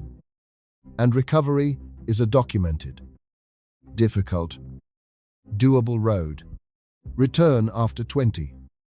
And the flight surgeons genuinely do not know what happens when a heart that spent 2 decades at 1/6 load is suddenly asked to lift 6 times the blood weight. Around the clock. In a body 6 times heavier. Earth. The rescue plan on every page of every contingency document slowly stops being a place a long-term resident can be rescued to. The lifeboat and the home port trade places. Nobody has crossed that line yet. The first settlement is how we find out where it is. Level 2. The beginning of a life. Everything in level 1 concerns bodies that finished growing on Earth. Skeletons built to code. Hearts trained at full gravity for decades before the moon ever touched them. Now go earlier. Because a settlement, a real one, the kind the word live implies, eventually contains something no space program has ever contained. A pregnancy. Here is what science actually knows about human reproduction beyond Earth. Stated with the precision the subject deserves. Nothing. No human being has ever been conceived in space, carried in space, or born in space. Anywhere. Ever. The entire dataset is empty. What exists instead is a handful of animal studies, mostly from the space station, mostly in weightlessness, and their results are the kind that make researchers careful. Rodent experiments have seen disrupted embryonic development in microgravity, cellular processes that lean on gravity's cues wandering off script. Other studies show some stages proceeding imperfectly, with question marks, and every one of those experiments ran at 0 gravity, which means that for the specific number that matters to a moon settlement, 1/6, the animal file is nearly as empty as the human one. Meanwhile, think about what a first trimester actually is. It is the most intricate construction project in biology. A single cell becoming a body. And the blueprints assume Earth all the way down. The inner ear, the organ of balance, calibrates itself against gravity in the womb. The skeleton lays down its first mineral against the load it expects to carry. Fluid pressures, cell migration, the folding of a heart. All of it evolved inside one unvarying downward pull for the entire history of animal life. And no one on this planet can tell you which of those processes are flexible and which of them break when the pull drops to 1/6. Add the radiation from Chapter 9. The eternal cosmic drizzle that shielding thins but cannot stop, now falling on cells that are dividing faster than any adult tissue. And you have the reason that somewhere in every serious settlement study there is a sentence, buried in careful language, admitting that human reproduction off Earth is an unsolved problem and that no ethically acceptable direct human experiment exists today that could solve it. You cannot run the experiment. The experiment is a child. Level 3. The child.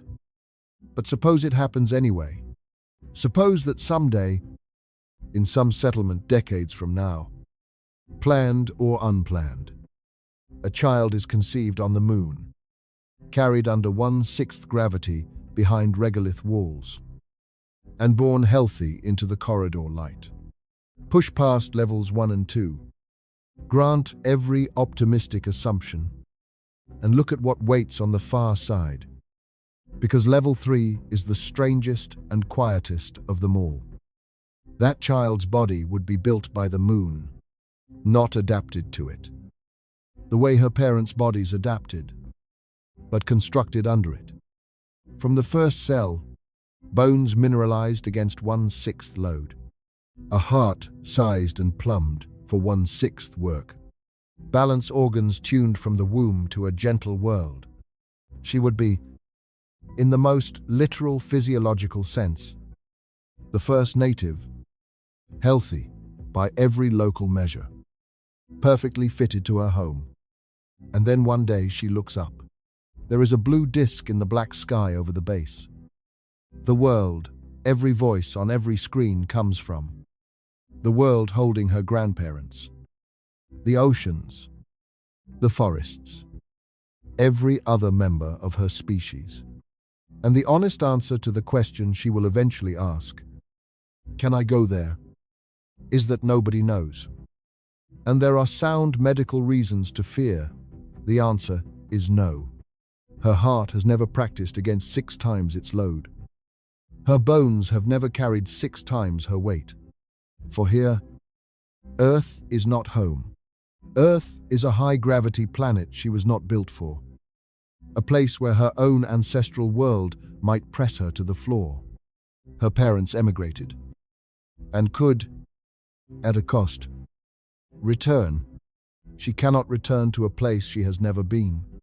The door her parents walked through may only swing one way, and it may have closed behind her at conception. Stand back now and look at the whole. All 3 levels of it. Adults who may lose Earth slowly, by degrees of commitment. Pregnancies that no one can promise are possible. Children who, if they come at all, may be born citizens of the moon, in the one sense that can never be renegotiated. This is the missing data point at the center of every settlement plan ever drawn. And here is the sentence that should stay with you tonight. We know what a human being is at 1 gravity, down to the cell. We are learning what a human being becomes at 0. Between those 2 numbers lies every dream our species has of living on other worlds. And that entire stretch of the map is blank. The first settlement does not get to look up the answer before it commits. The first settlement is the experiment. That same evening, back on the moon, the flight engineer sits in her bunk with a tablet propped on her knees, recording a video message. Her daughter is 9 and lives in Ohio with her father. And tonight's message is mostly about a soccer game and a lost tooth. At the end, the engineer holds the camera to the little window above her bunk so the blue disc can wave goodnight. She has done this every week for 8 months. And she has never once wondered whether her daughter could someday visit the world she works on. After tonight, you know why that question has no answer yet. She signs off the way she always does. See you soon, baby. Launch -2 days. Down the corridor. The last cartridge on the moon reads 5 days, and everyone is counting. Day 56. Launch happened 3 days ago, right on the rebuilt schedule. A clean count and a clean climb. And the base watched the feed from Florida in total silence and then made more noise than the module walls have ever absorbed. Now the ship is here, high over the South Pole. A new star drifts against the fixed ones, brightens, and resolves. On the operations screen, a trajectory that has been an animation for 8 weeks becomes telemetry. The crew gathers without being called. 6 people at one window and one screen, watching a spacecraft they have never seen carry 14 tons of things they have counted every day for 2 months. The lander swings low over the crater rim, pitches upright, and rides its engine down through a rising grey bloom of dust. The moon's one form of applause. Touchdown is gentle, 300 meters from the pad markers. And for a moment, nobody in the base says anything at all. Because there is a kind of relief that arrives faster than words do. Then the work starts. And the work is joyful. Suiting up has been rationed for weeks. But unloading day is worth every airlock cycle in the budget. Crates come across the regolith on the cargo cart. In through the doors. Into the corridor that has been too quiet since the delay began. Fresh scrubber cartridges. A full rack of them. Carried in like treasure. Which is exactly what they are. And when the first new cartridge slides into the housing, the old spare it replaces has less than a day left on its gauge. The crate of emergency chemical canisters goes back into deep storage. Seals, unbroken. By a margin nobody on this base will ever call comfortable again. Nitrogen bottles. Seals. Filters. The pharmacy resupply. Including a small cold pack holding the drug that was down to 6 doses. And if you want to know what civilization weighs, that pack weighs 11 ounces. Seeds for the greenhouse, battery cells, and somewhere in the middle of the manifest, item 3941. One grey metal cylinder the size of a matchbox. Sensor. Pressure. Quantity. 1. And the flight engineer holds it up, and the whole corridor laughs at the joke that is no longer a joke. That night, the base eats dinner surrounded by open crates, and the numbers on the master inventory climb back into the green. Column after column. And the building itself seems to exhale. The countdown arithmetic that has ruled every day since the morning the screen said postponed simply dissolves.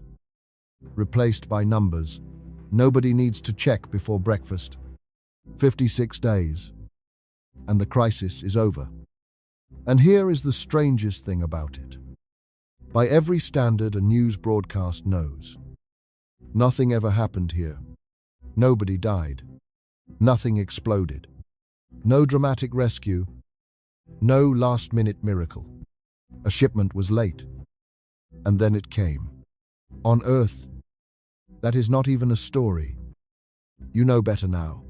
You have spent this whole night learning to see what actually happened in this building. So look, one last time, with tonight's eyes. A late box turned a home into a countdown. 6 people watched a cartridge, a water gauge, a seal, a vial count, a battery bank, and understood that every one of those numbers was a wall of their house, and that every wall was made on another world. They fought dust that came in on their own boots, and mold that came up in their own cargo. They hid from their star in a closet lined with their drinking water. They treated a burning appendix that never quite burst with drugs they counted twice a day. On a world where the nearest second hospital is 3 days up and a gravity well away, they did all of it with skill and courage and calm. And in 56 days, they produced. From the moon itself. Not a single consumable, and not a single component they needed to survive. The moon contributed the dirt piled on the roof and the ground the base stands on. And it contributed the dust, the vacuum, the radiation, and the cold. Everything else that kept 6 humans alive came from Earth, either in a tank, in a crater, or in a recycling loop, topping off what a crate delivered. So here, at the end of the night, the answer to the question in this video's title finally has enough behind it to stand on its own. And it turns out the question was never one question. It was 3. Can humans visit the moon? Answered. Half a century ago, in 1969, with flags and footprints and the whole world watching. Yes, gloriously. Permanently. Yes. Can humans stay on the moon? Our 6 people just spent 56 days answering it. And the real Artemis generation is beginning to answer it for real. Staying for months, even years, appears genuinely achievable, with an unforgiving asterisk attached. For as long as the supply line holds, for as long as Earth keeps lifting boxes off a launch pad and the boxes keep landing soft, the asterisk is a rocket schedule. And you have now watched what happens when the asterisk clears its throat. Can humans live on the moon? Truly live? The whole word. Breathe air the settlement makes. Drink water, it mines. Eat food, it grows. Heal bodies, it understands. Fix machines, it can manufacture. And begin new lives. It can promise a future to walk back through this night and count what stands between here and there. An industry in the frozen dark that does not exist yet.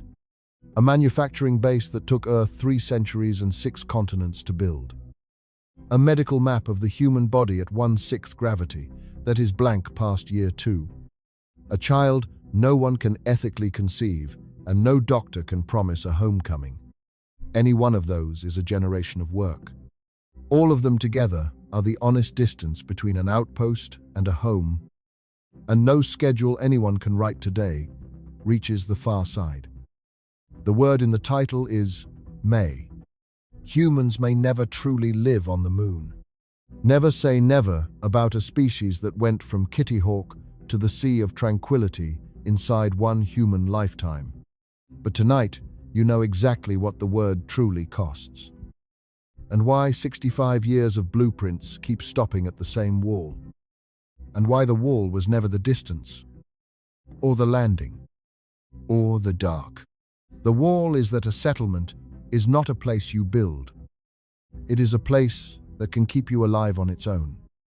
And the moon, for all its silver beauty, offers nothing alive and nothing that keeps. We may build cities up there someday. We may spend whole careers under that black sky. But until a community on the moon can breathe, repair, heal, grow old, and begin a new human life without watching the sky for the next ship from Earth, we will not be living on the moon. We will be living inside pieces of Earth, parked on it. And maybe the real discovery of the whole long attempt, the one the moon has been teaching since the first grey boot print, is what our own planet has been doing for us. Silently, for free, every second since the day we were born. Late that night, after the crates are stowed and the lights are down, the commander walks the corridor one last time. The new cartridges sit in their rack. The greenhouse smells like green again instead of disinfectant. By the airlock, faint but stubborn, an old grey bootprint still shadows the deck. The moon's signature inside the house of Earth. And she steps past it and goes to bed. If tonight changed the way you look at that bright grey world over your house, a like and a subscribe genuinely help this channel keep making nights like this one. But that can wait for morning. Good night to you. Good night to the 6 of them, asleep in their bubble of Earth, restocked and breathing easy. And good night to the moon, patient over all of it, keeping its distance, keeping its silence, still waiting to find out whether anyone will ever truly stay.